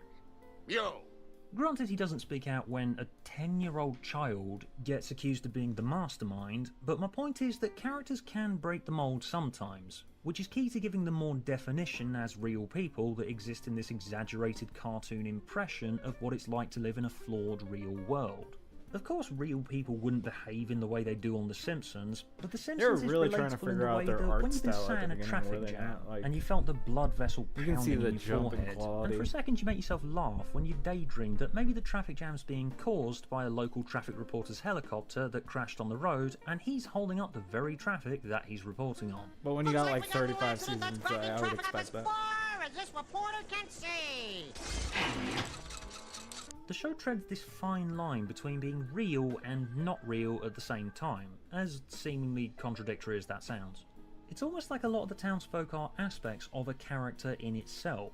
Springfield, a small, average, crappy town in America where people seemingly only exist for the singular goal in life of pissing you off.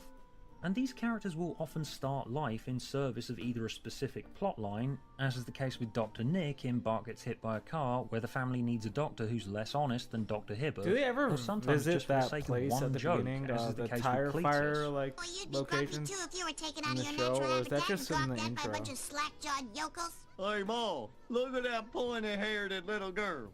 These characters are all there to make the world worse in some way. Probably the best character that does this is Lionel Hutz, who, like Krusty, is an exaggerated impression of what people perceive lawyers to be like.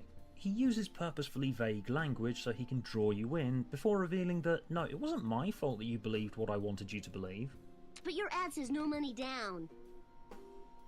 Oh, they got this all screwed up. So you don't work on a contingency basis? No, money down. A lot of people put Phil Hartman's untimely death and the subsequent retirement of Hutz and Troy McClure as the end of the Golden Age, and I do see why. I treasure every syllable of dialogue that Lionel Hutz has. He's just gold dust in character form. Mr. Hutz, why are you burning all your personal papers? As of this moment, Lionel Hutz no longer exists. Say hello to Miguel Sanchez. This middle period of the Golden Years, where it goes so over-the-top absurd, is where this tactic to engineer storylines out of the world just naturally being shitty really shines. And the wilder and more exaggerated nature of this period of the show had a beneficial effect on the series' longest-running experiment with the format. Jeez.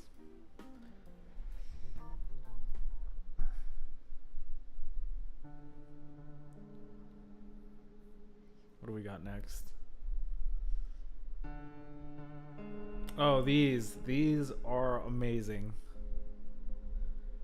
As I mentioned earlier, how the deep we're gonna fantasy go into it. sequences where we see what a character's thinking are almost like mini Treehouse of Horror episodes, where the already loose relationship the show has with reality gets loosened even further.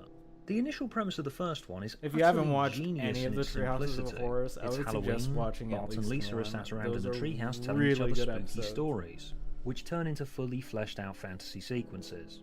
It's a great springboard for rearranging the familiar elements of The Simpsons into an odder and more obtuse shape than usual. Although the framing device of the characters telling each other 3 stories gets ditched in the following years, presumably because everyone knows what they're about by now, so we might as well just start. The Treehouse episodes also get noticeably more unsettling by the 4th one, and I think the reason for that is down to the mentioned change in the degree of cartoon hyperreality. Because viewing these episodes in context of the series they were a part of, you do notice that the Treehouse of Horror reality isn't actually that different from the main reality of the show. Characters are always saying strange and out there stuff that no human being would actually say and do, even in normal episodes. Cape Fear is a prime example of this. It's basically a full-length Treehouse of Horror. Say your prayers, Simpson. Because the schools can't force you like they should. Ma, these new finger razors make hedge trimming as much fun as sitting through Schools church. can't force Cape you Fear like they warps the should. Simpsons' reality as a way of toying with Bart's emotional state, and it kind of feels aware of the fact it is a story. In the same way the Treehouse of Horror episodes are designed to be artificial. They tell you that this is a story that they're telling. And the sci-fi or supernatural elements aren't totally limited to the Treehouse of Horror episodes either. Does anyone remember that an alien shows up in the Stonecutter song for the sake of a 5-second gag? Same thing happens in Sideshow Bob's Last Gleaming. Robots rise up against humanity in Last Exit to Springfield. Crush, kill, destroy. Usually this stuff is just there for the purpose of a simple gag, but my point is that these sci-fi or supernatural elements are there in the main reality. Aliens do exist in the Simpsons universe. And yet, in the Treehouse episodes, the hyper-reality that The Simpsons Jack is already live, existed stop within being becomes scared. unsettling. Because when you take every rule of the show away and say that anything can happen, our main characters you can mean die go over now to and there will Jack's? be no consequences for We'll any be of doing this, that, yeah. the sense that anything can happen becomes Right now, I threatening. wanted to go Typically in through a this Simpsons because episode, like I anything have can been saying I happen. was going to go But through in it for Treehouse like of a week Horror, now. really anything can So happen. I kinda wanna Ned get through Flanders can be this, decapitated. Homer and can have then Mr. we'll Burns' go do head grafted maybe onto his we'll go shoulder. on I'm going to take my some other, favourite like, segment as an panels. example. The Treehouse 5 story, Nightmare Cafeteria. What I love so I much might about trim it, Nightmare might not, I Cafeteria don't is know. that it's We'll so see. utterly deranged, sickening, But I do and want to get morbid, through this and first. yet, unlike most Treehouse segments, there's no supernatural or sci-fi element to it. Although Treehouse of Horror is supposed to have no boundaries in storytelling, usually they do still fall this into is kinda expected like what I wanna Simpsons do on takes on Thursday, typical just go horror through TV tropes or a shows, specific movie parody. introspections. Of course there's zombies, vampires and ghosts, but most Treehouse segments usually have something recognisably supernatural about them. What makes Nightmare Cafeteria stand out is that there's no ancient curse, there's nothing that's making anyone act insane. Nightmare Cafeteria just proposes the idea, what if these overworked public school teachers, these characters that we've known and loved for years, what if one day they just fucking snap and start carving up the children and feeding them to each other? And that's Yep. it. That's Yep. the plot. You might even say we just ate Ooter and he's in our stomachs right now. They don't even alter Skinner's appearance or change any other aspects of his character at all. It just takes Skinner and makes him into an unrepentant cannibal. It's the fact it treats its plot so casually that makes it stand This is why out. the The Treehouse of school's under Horrors were budget, always Lunch Lady amazing. Doris is struggling to feed the goes children, so wild the with detention it. room is overcrowded, and Principal Skinner arrives at what he sees as a perfectly logical solution to all of these problems. And even when people find out what he did, no one reacts. At all. Are you saying you killed Jimbo, processed his carcass, and served him for lunch? This is supposed to be the joke, of course, and it is funny, but it's simultaneously the reason why I always found Nightmare Cafeteria particularly chilling. The source of the horror is exactly the same as the source of the comedy. If no one thinks that this is a problem, no one's going to come to the kid's rescue. Of course, the obvious question in a scenario like this would be, what if the parents find out what the teachers are doing? Obviously people's kids are going to go missing. But they even seal up what might be a stretch of your disbelief in the most chilling but also hilarious way possible by having the kids ask Marge for help. Marge we typically still have being like one of half the an more hour, dude. level-headed adults in Springfield. You march right back to that school, look them straight in the eye, and say, "Don't eat me." Okay. You march right back because there. it stuck Don't- Bart and Lisa don't- in a situation where they can't trust any of the adults around them. Nightmare Cafeteria really spoke to me when I was a kid because I didn't trust people either. Of course, I didn't think the adults in my life were legitimately going to kill and eat me, but like all the impressionistic life is shit to the extreme. Hey, you never tropes I know. talked A about, teacher it's the might be a vague cannibal. paranoid You'll just feeling never that know. gets captured so well in Nightmare Cafeteria. It's like my neurotic teenage stress dreams brought to life. Main reason I bring this one up in particular is that I want to make the point that in the Treehouse canon, we're much more likely to accept than doing extreme things with the characters, like making Skinner a cannibal. Because yes, this is going to be very important when we talk about that one. In this wilder and looser version of the show, we can change things. We can give Bart a secret evil twin brother, and leave the situation as if this is an apparent change to the status quo. Hugo is now the older brother, and Bart Yeah, is the one that lives in the attic, Bart's and the that's evil the end one. of that. Mom, Hugo's eating his napkin. Hey, can I have some turkey? Oh, you finish your fish heads, then we'll talk. But what I want to get at is that apparent extreme change does happen in the main show as well. I first noticed this way back in Bart Gets an F in Season 2. By the end of the episode, Martin's been corrupted by Bart's destructive ways and been completely inverted as a character. Later, Mrs. K. The show isn't averse to changing the characters outside the Treehouse of Horror and experimenting by testing their reality. It's just that it gets reset and never mentioned again, including when it kills characters in some instances. Hans Moleman has either been killed or seriously injured multiple times with no resolution. Why, it's that delightful TV leprechaun. I'm going to get your Lucky Charms. Oh no, my brains. All of this is related to a point I made in a video earlier this year, where I argued in favour of making the show's main reality more like the Treehouse of Horror universe for the sake of capturing people's attention in our new clickbait-driven environment of streaming media. Because the Treehouse segments were always so memorable to people purely because they tested the boundaries, or pushed certain characters further in the extremes of their character. Male character. Sure, some of them are movie or That Twilight was Zone sick. parodies that are going to stick out to you based on being something you're a fan of already, like the I only have a Nightmare on lot Elm to Street say about one, this Shining section, though. one, Like, or this the section Monster on Side of the was- Bus. But the stuff that sticks out to me are the ones that do things Mole like Man, make yeah, Flanders the devil, Mole Man was or when they the make first Flanders Tenny. the unquestioned lord and master of the world. Now, in case all that smiling didn't cheer you up, there's one thing that never fails. Nice glass of warm milk, a little nap, and a total frontal lobotomy. Yeah, actually thinking about it, most of my favourite Treehouse episodes are based on what they do with Flanders. Point being, the fact the Treehouse episodes are so wild and so experimental But is what makes them memorable. The Treehouse and the main reality of episodes the show actually could made take it some feel more like a cues from cartoon. that. It's not the only place where they experiment. Even though they were with messed form, up of course. episodes, it still Another made it example is feel 22 more short of a films about cartoon. Springfield, which wraps around all the characters, showing us tiny fragments of their days. We And is moved what away from inevitably like leads us on the to this learning a discussion. lesson formula that most of these shows So, had, where Superintendent it's like, we all Chalmers get together comes at to the end of the Skinner's house. episode and we Skinner's learn dinner this is lesson. ruined. We'll never do it Chalmers again sees until we steam. do it again. Skinner tries to in a hide later it by saying season they're because having we ran out steamed of clams. ideas. Skinner then goes out the window to Krusty Burger and brings back hamburgers. Chalmers says he thought they were having steamed clams. Skinner says, "No, I said steamed hams." Being on YouTube in the first place, you will inevitably be aware of the fact that of all the Simpsons bits, this is the one that's become the gargantuan hit online, which did kind of confuse Really? me at first. Like, yes, I agree it's a masterpiece, but of all the jokes and segments they did, why is this the one that sticks out? Its brevity might have something to do with its appeal. It's a self-contained sketch with the most universally appealing function out of all the bits from 22 short films about Springfield. It's a simple farce. It's somehow so memorable, and yet so easy to replace the specific elements in it, that Steamed said Hams is Steamed actually ripe Hams for the is meme the remixes best. that everyone spent the best part of a decade sharing and resharing on YouTube. Every time you think someone's run out of ideas of something to do with it, another one comes along. Steamed Hams, but it's All-Star by Smash Mouth. Steamed Hams, but it's Pulp Fiction. Steamed Hams, but it's Australian. Okay, you've run out by now, surely. Wait, Steamed Hams, but it's a German expressionist film. Okay, that's it. That one wins.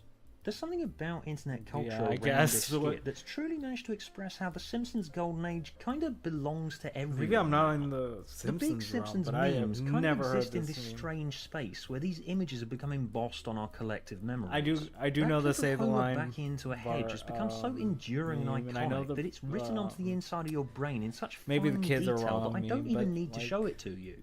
If I just show you this splodge don't of yellow, remember this splodge of green, Steamed and the word Ham Homer, being a your brain thing will that combine this stimuli and immediately super think big. of Homer backing into a hedge, even though I didn't copy and paste that clip into my timeline.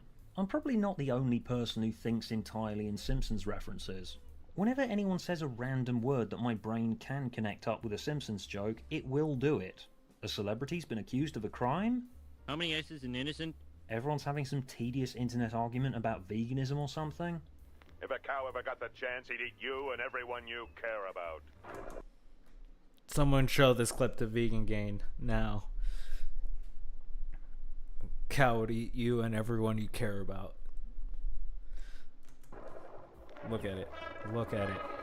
Look at it. Look at it.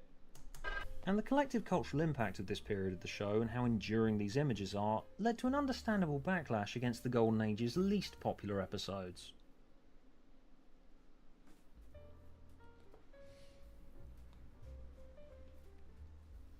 The only episodes of the Golden Age that score below average for this period on IMDb are the clip shows, often cited among the show's worst.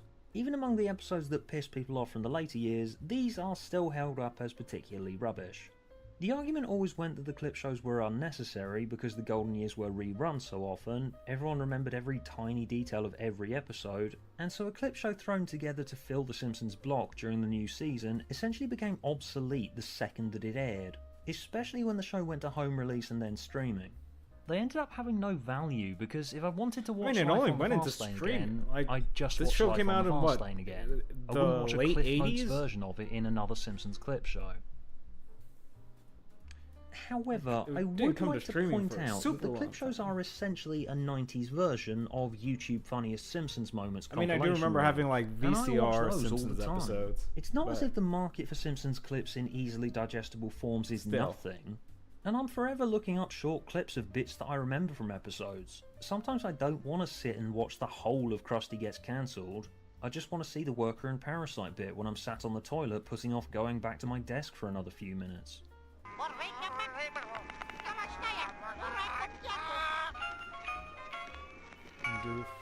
I should also say that at least the clip shows have something original to offer. At least there's a framework. You can see them dragging their feet with this too, with that title, So It's Come to This. And there is at least sarcasm and meta-humour in the framework as they recontextualise these clips. And there's one Itchy and Scratchy cartoon I don't think we'll ever forget. Why'd you bring that up? It was an amusing episode of our lives. The strongest clip Of show our is lives. easily the 138th show Spectacular, where they make it a cheesy variety show hosted by Troy McClure, with deleted scenes and alternate endings to Who Shot Mr. Burns. This does at least add value for the viewers, and it's probably why this is the clip show that gets the least amount of hate. By making it purposefully unnatural, it ends up feeling more natural than the family sitting around saying things like, "Hey, remember that time that Homer almost cheated on Marge?" The clip shows aren't great. but Yeah, it's not why as if haven't we they gone don't through add that? Wait, anything of yeah, value to the Easy show. mentioned that last time we were talking about this. I don't remember that being an episode. So it's time for that question. When does the Golden Age end? There are many answers. It's particularly hard to say because if the show has always been there, you don't notice how it changes. It's like how you never notice if your partner or your children change in appearance because you see them every day. No, Stuart, your hairline isn't receding. I haven't noticed. Ha ha, going bald. It could be argued that the Golden Age ended when the show started embracing its cartoon hyperreality, and with that change it became less a show about a real family that just happens to be a cartoon, and more a cartoon that just happens to be about a real family. But if that's how you define the Golden Age, then it ends about Season 3, and Seasons 4 and 5 are some of the strongest Simpsons episodes in the show's run. It could potentially be argued that it ends with A Star Is Burns, the infamous crossover with the John Lovitz cartoon The Critic, that offended Matt Groening so greatly that he insisted his name be taken off the show. I don't think there's anything particularly wrong with A Star Is Burns. It gave us Are You Saying Boo or Boo Earns and That's the Joke, and it has some of my favourite non-meme jokes in it as well. My name is Barney, and I'm an alcoholic. Mr. Gumble, this is a Girl Scout meeting. Is it? Or is it that you girls can't admit you have a problem? But I do see why Groening took issue with it. While yes, The Simpsons is a cartoon about yellow people where anything can happen, and it makes meta jokes all the time that play about with the cartoon format, the show's initial ethos was that it was about a real family. That's why Groening called the town Springfield. He's explained in interviews that when he was growing up, watching the show Father Knows Best, he noted that it was set in Springfield, and he imagined that the show was set in the town next to his hometown, Portland, which was called Springfield, and that really captured his imagination. Then when he grew up, he realised that Springfield is one of the most common city names in the US, and so he called the town Springfield, and we never know which state it's in, so that anyone watching it can imagine it's their Springfield. The connection to the real world was incredibly important to Groening, and by doing a crossover episode with another cartoon, you kinda shatter that real world connection, and basically make The Simpsons like any other cartoon. Of course, I mean, you you've in ran the for, present like, 6 day don't seasons understand this and- point of view at all, Honestly, at based that on point, The Simpsons almost were kinda everything blowing The up, Simpsons right? has done since then. But in the context of 1995, I kind of, see why Groening felt that crossing over with The Critic was crossing a sacred line for him. Even though when I watched it I had no idea it was a crossover, and neither did quite a lot of people, because The Simpsons is just way more famous than The Critic ever was. Personally, I think the answer to the question of when does the Golden Age end is whenever you personally think it ends. I'm not necessarily agreeing with the conventional understanding of the Golden Age. The point of this project is to measure qualitative differences between looking the periods through conventionally videos referred to to find as something good to watch Simpsons on, and like, a bad good Simpsons. So for this video I've just Seems gone to with be the most common agreed that definition, and I'm 9 gonna through compare it to the 11 next seem to period be in the next end of one. the Golden I also Era. think it's kind of weird that people exclude Season 9 from the Golden Age just because the second episode of it is the infamous jumps the shark moment. Season 9's great. They took on Scientology way before South Park did. Lisa Sachs is just as strong a flashback episode as any of the previous ones. Then it's still got Lionel Hutz in it. Seasons 4, 6 and 7 all have a clip show in them that people don't like. Season 9 has the worst clip show and The Principal and the Pauper, but aside from that, come on, it's 2 episodes. Anyway, since I just mentioned Principal and the Pauper, let's talk about the episode that everyone is convinced ends the Golden Age. Principal and the Pauper. Let's see what ended the Golden Age of The Simpsons, I guess, because I don't remember this episode. There is a very good reason why I personally don't think The Principal and the Pauper is this catastrophic mismanagement of the character of Seymour Skinner that everyone says it is. So, in case you've never seen this one, we reveal that Skinner was an imposter the entire time. He's actually Armin Tamzarian, and he took the real Seymour Skinner's name and life when Sergeant Seymour Skinner went missing and was presumed dead in Vietnam. Those who recall my Wait, fight to what? outlaw teenage rudeness may be shocked to learn that I myself was once a street punk. A common opinion I've seen is that showing Skinner as a street punk ruins him because Skinner was portrayed for the entire series as a button-down boring man with boring interests. And people can't square the idea that someone, well, square, could ever have been this completely different character. I'm gonna have to begin my debunking of this with an anecdote. And I understand that anecdotes are not data, but this is why personally for me, this works. I feel like the Almost most too well. square people are Back when I was in probably school, the me and my most friends were intense watching the when Golden they were Age for the younger. first time, we had a deputy head teacher who, like Skinner, was a boring man who wore boring I don't know, suits. that might just be and you my couldn't personal imagine opinion, him but ever having an interesting backstory. I feel like that's true. Clearly this was a man born into his suit, and he was interested in maths and ancient history from a young age. But there was always this rumour going around that in his youth he was a football hooligan with long hair, and the story went that a picture of him ended up in a foreign newspaper. Surely not, everyone thought. Really, him. Yeah, apparently he showed the other teachers the newspaper. Loads of them backed this up, they said it was all true. And so it was kind of hilarious to me and my friends when BBC Two aired a repeat of The Principal and the Pauper, which basically told that exact story. It's about how you think you have the measure of someone, but they've actually led this wild and interesting backstory off screen. Furthermore, this idea that Skinner was always a button-down man to whom the idea of being interesting was anathema to him was never quite true. We always knew that he was a veteran of Vietnam, and there are occasional moments where he reveals a darker edge to him. You got an ex-Green Beret mad. Jeez. Forgot about me in that tiger cage for 18 agonizing months. Every night I wake up screaming. To me, the message I always got from Seymour Skinner was that he lived an extremely eventful life and was traumatised by it, and now he wants something simple.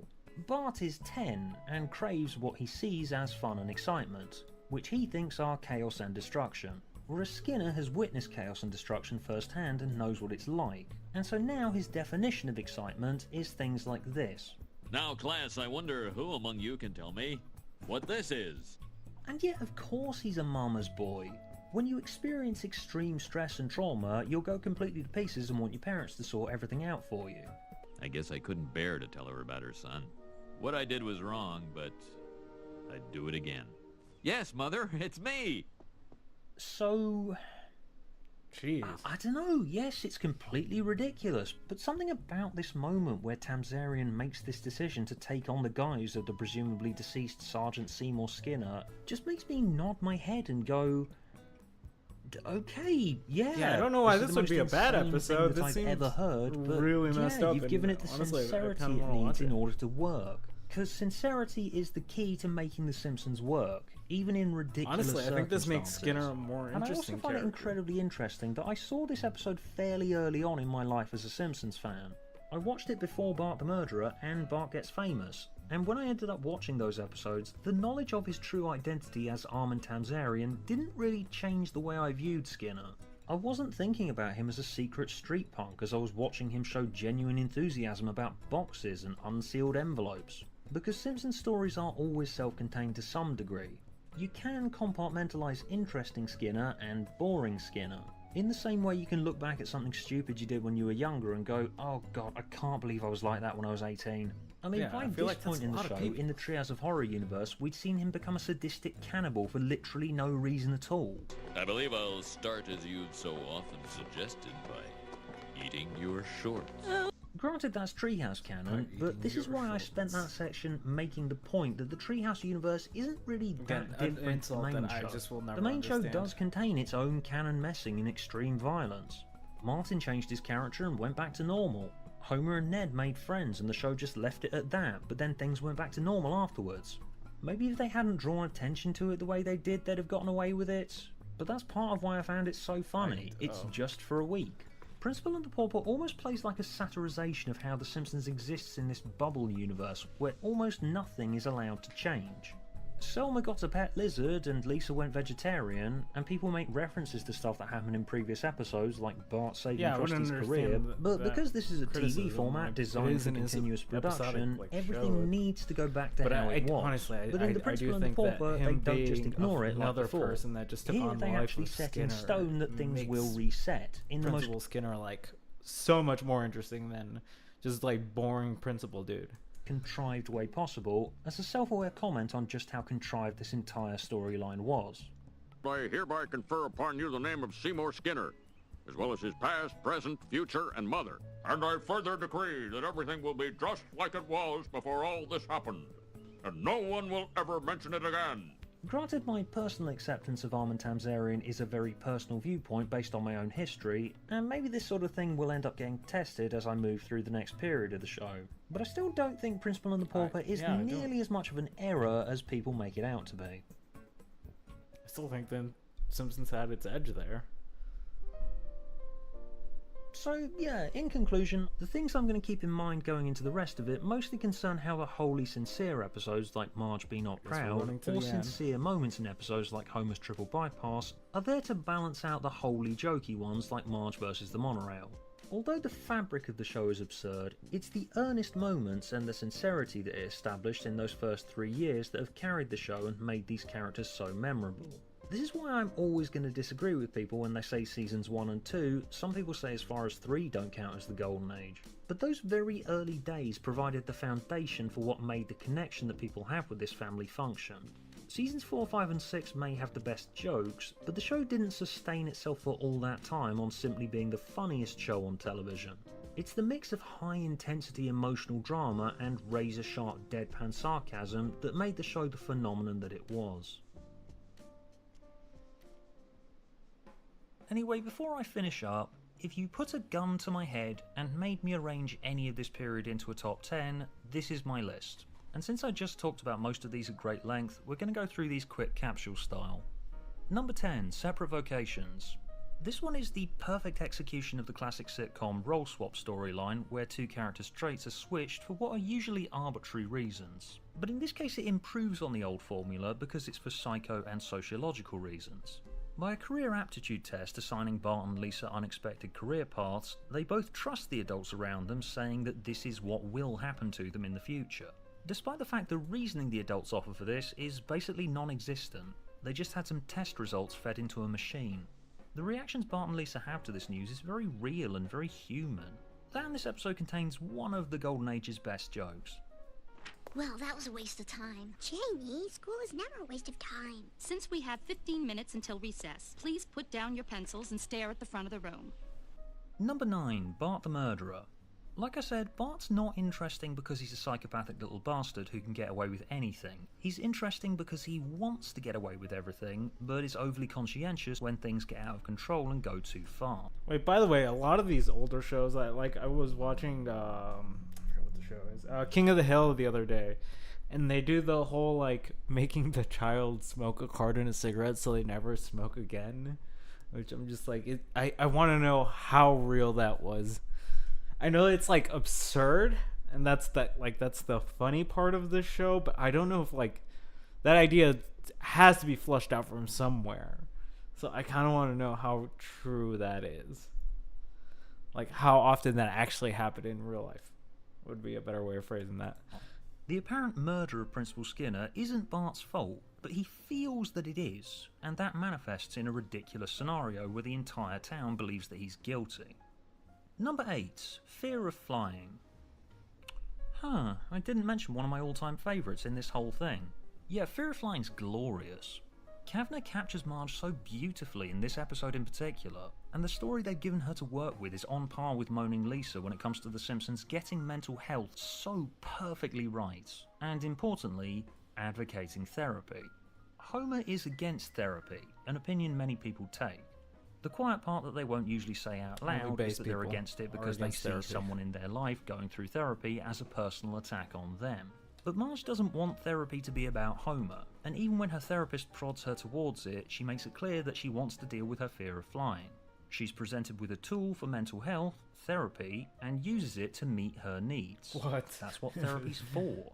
That and the jokes are just so on point and don't undermine the subject matter in a way that you would expect of an episode about such a serious subject. That toy plane must have been made by Boeing. I'm fine, and it's too expensive. And I don't believe in it.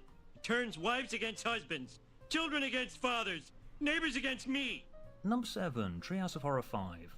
I already gushed about Nightmare Cafeteria, so I'll just add that the other two segments are some of Treehouse of Horror's strongest as well. The time-travelling toaster one is hilariously stupid, easily one of the maddest Simpsons bits, where it rearranges the familiar elements of the Simpsons universe into such strange forms. And of course The Shining one is one of the best examples of parody that clearly cherishes its source material.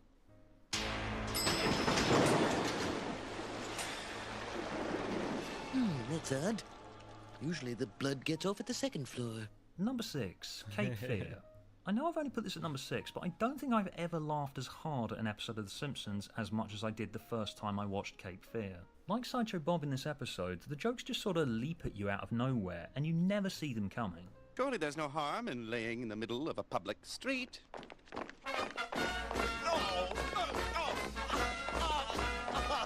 Number 5, I'm going to cheat here and put it at a three-way tie between the flashback episodes from seasons 3, 4 and 6. I Married Marge, Lisa's First Word, and Maggie Makes 3, showing where the family was at around the time of the births of Bart, Lisa and Maggie.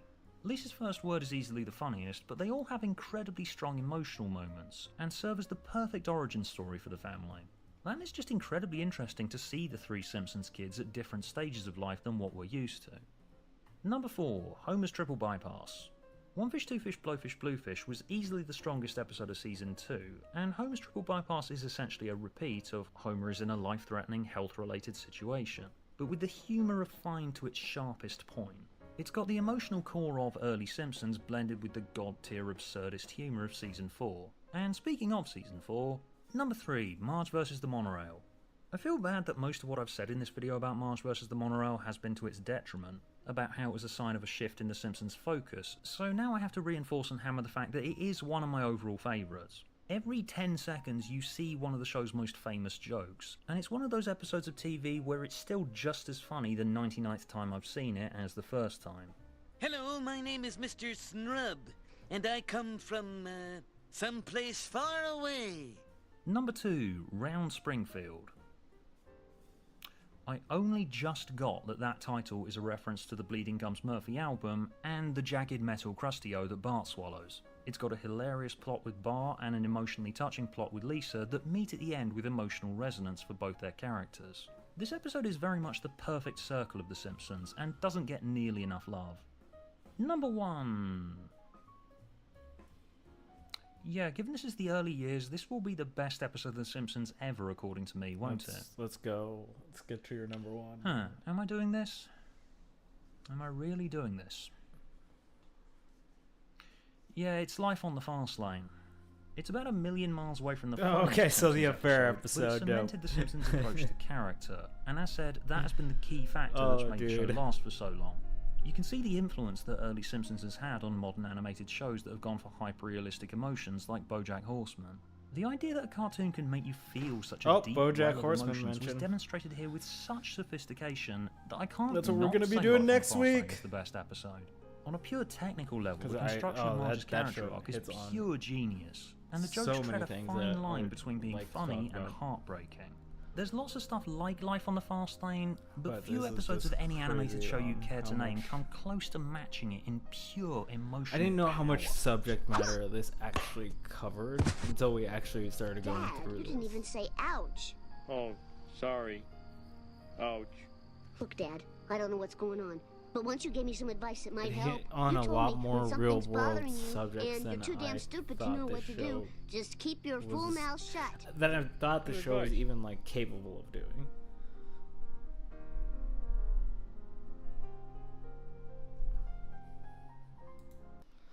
But yeah, that's pretty much the end of the video. Yeah, that was a really good video, by the way.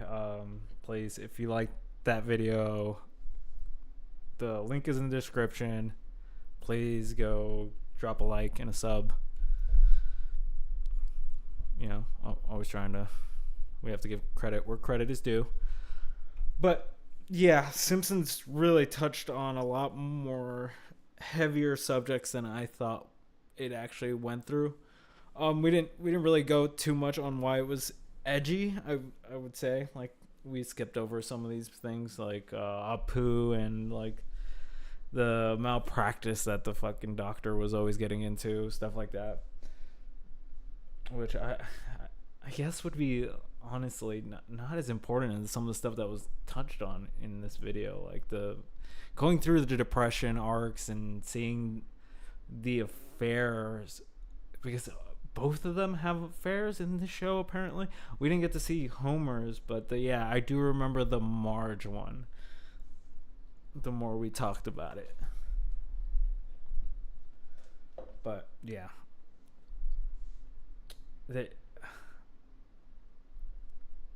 this was just a really well written show that really touched on a lot more subjects that I would think it's important to have kids learn this way, but I don't know, because then we have to get into is like what's appropriate for kids. And but I think Fox was pretty well regulated on that, at least to my understanding.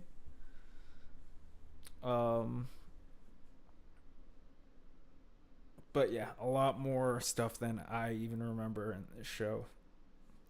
Just the like simple things, just going over the multiple depression episodes and how this family of like cartoons was pretty much influential for like a whole generation.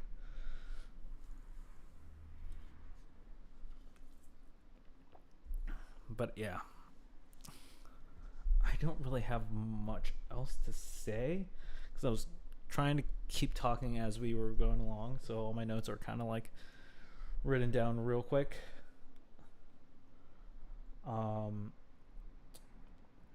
So I'm thinking that might be it for today.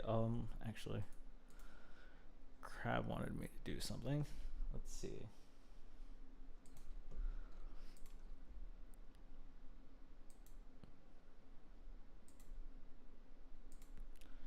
Sorry if I just have a black screen on.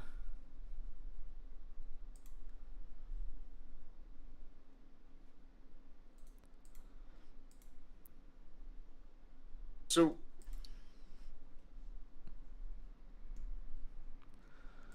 actually, yeah, no, I don't really feel like jumping on a panel right now. So, yeah, I think I'm going to just end it here. This was a pretty fun stream. Next week, I will be diving into BoJack Horseman. That one I will definitely have a lot more to say about because I have recently watched that show. But again, The Simpsons, well-written show.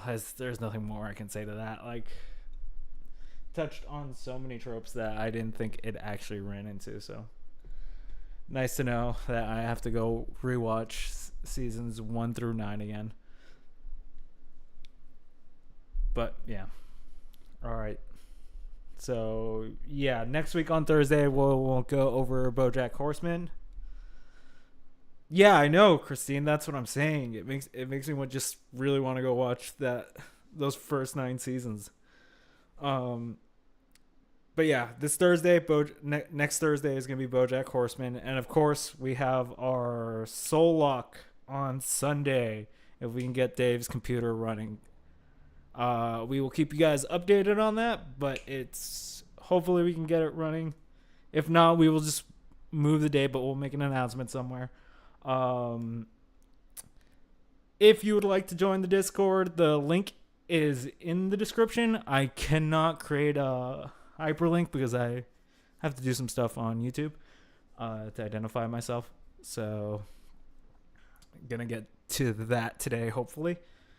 Other than that, pretty good stream. I had fun. Hope you guys had fun. And I will be seeing everyone next time. Peace, people.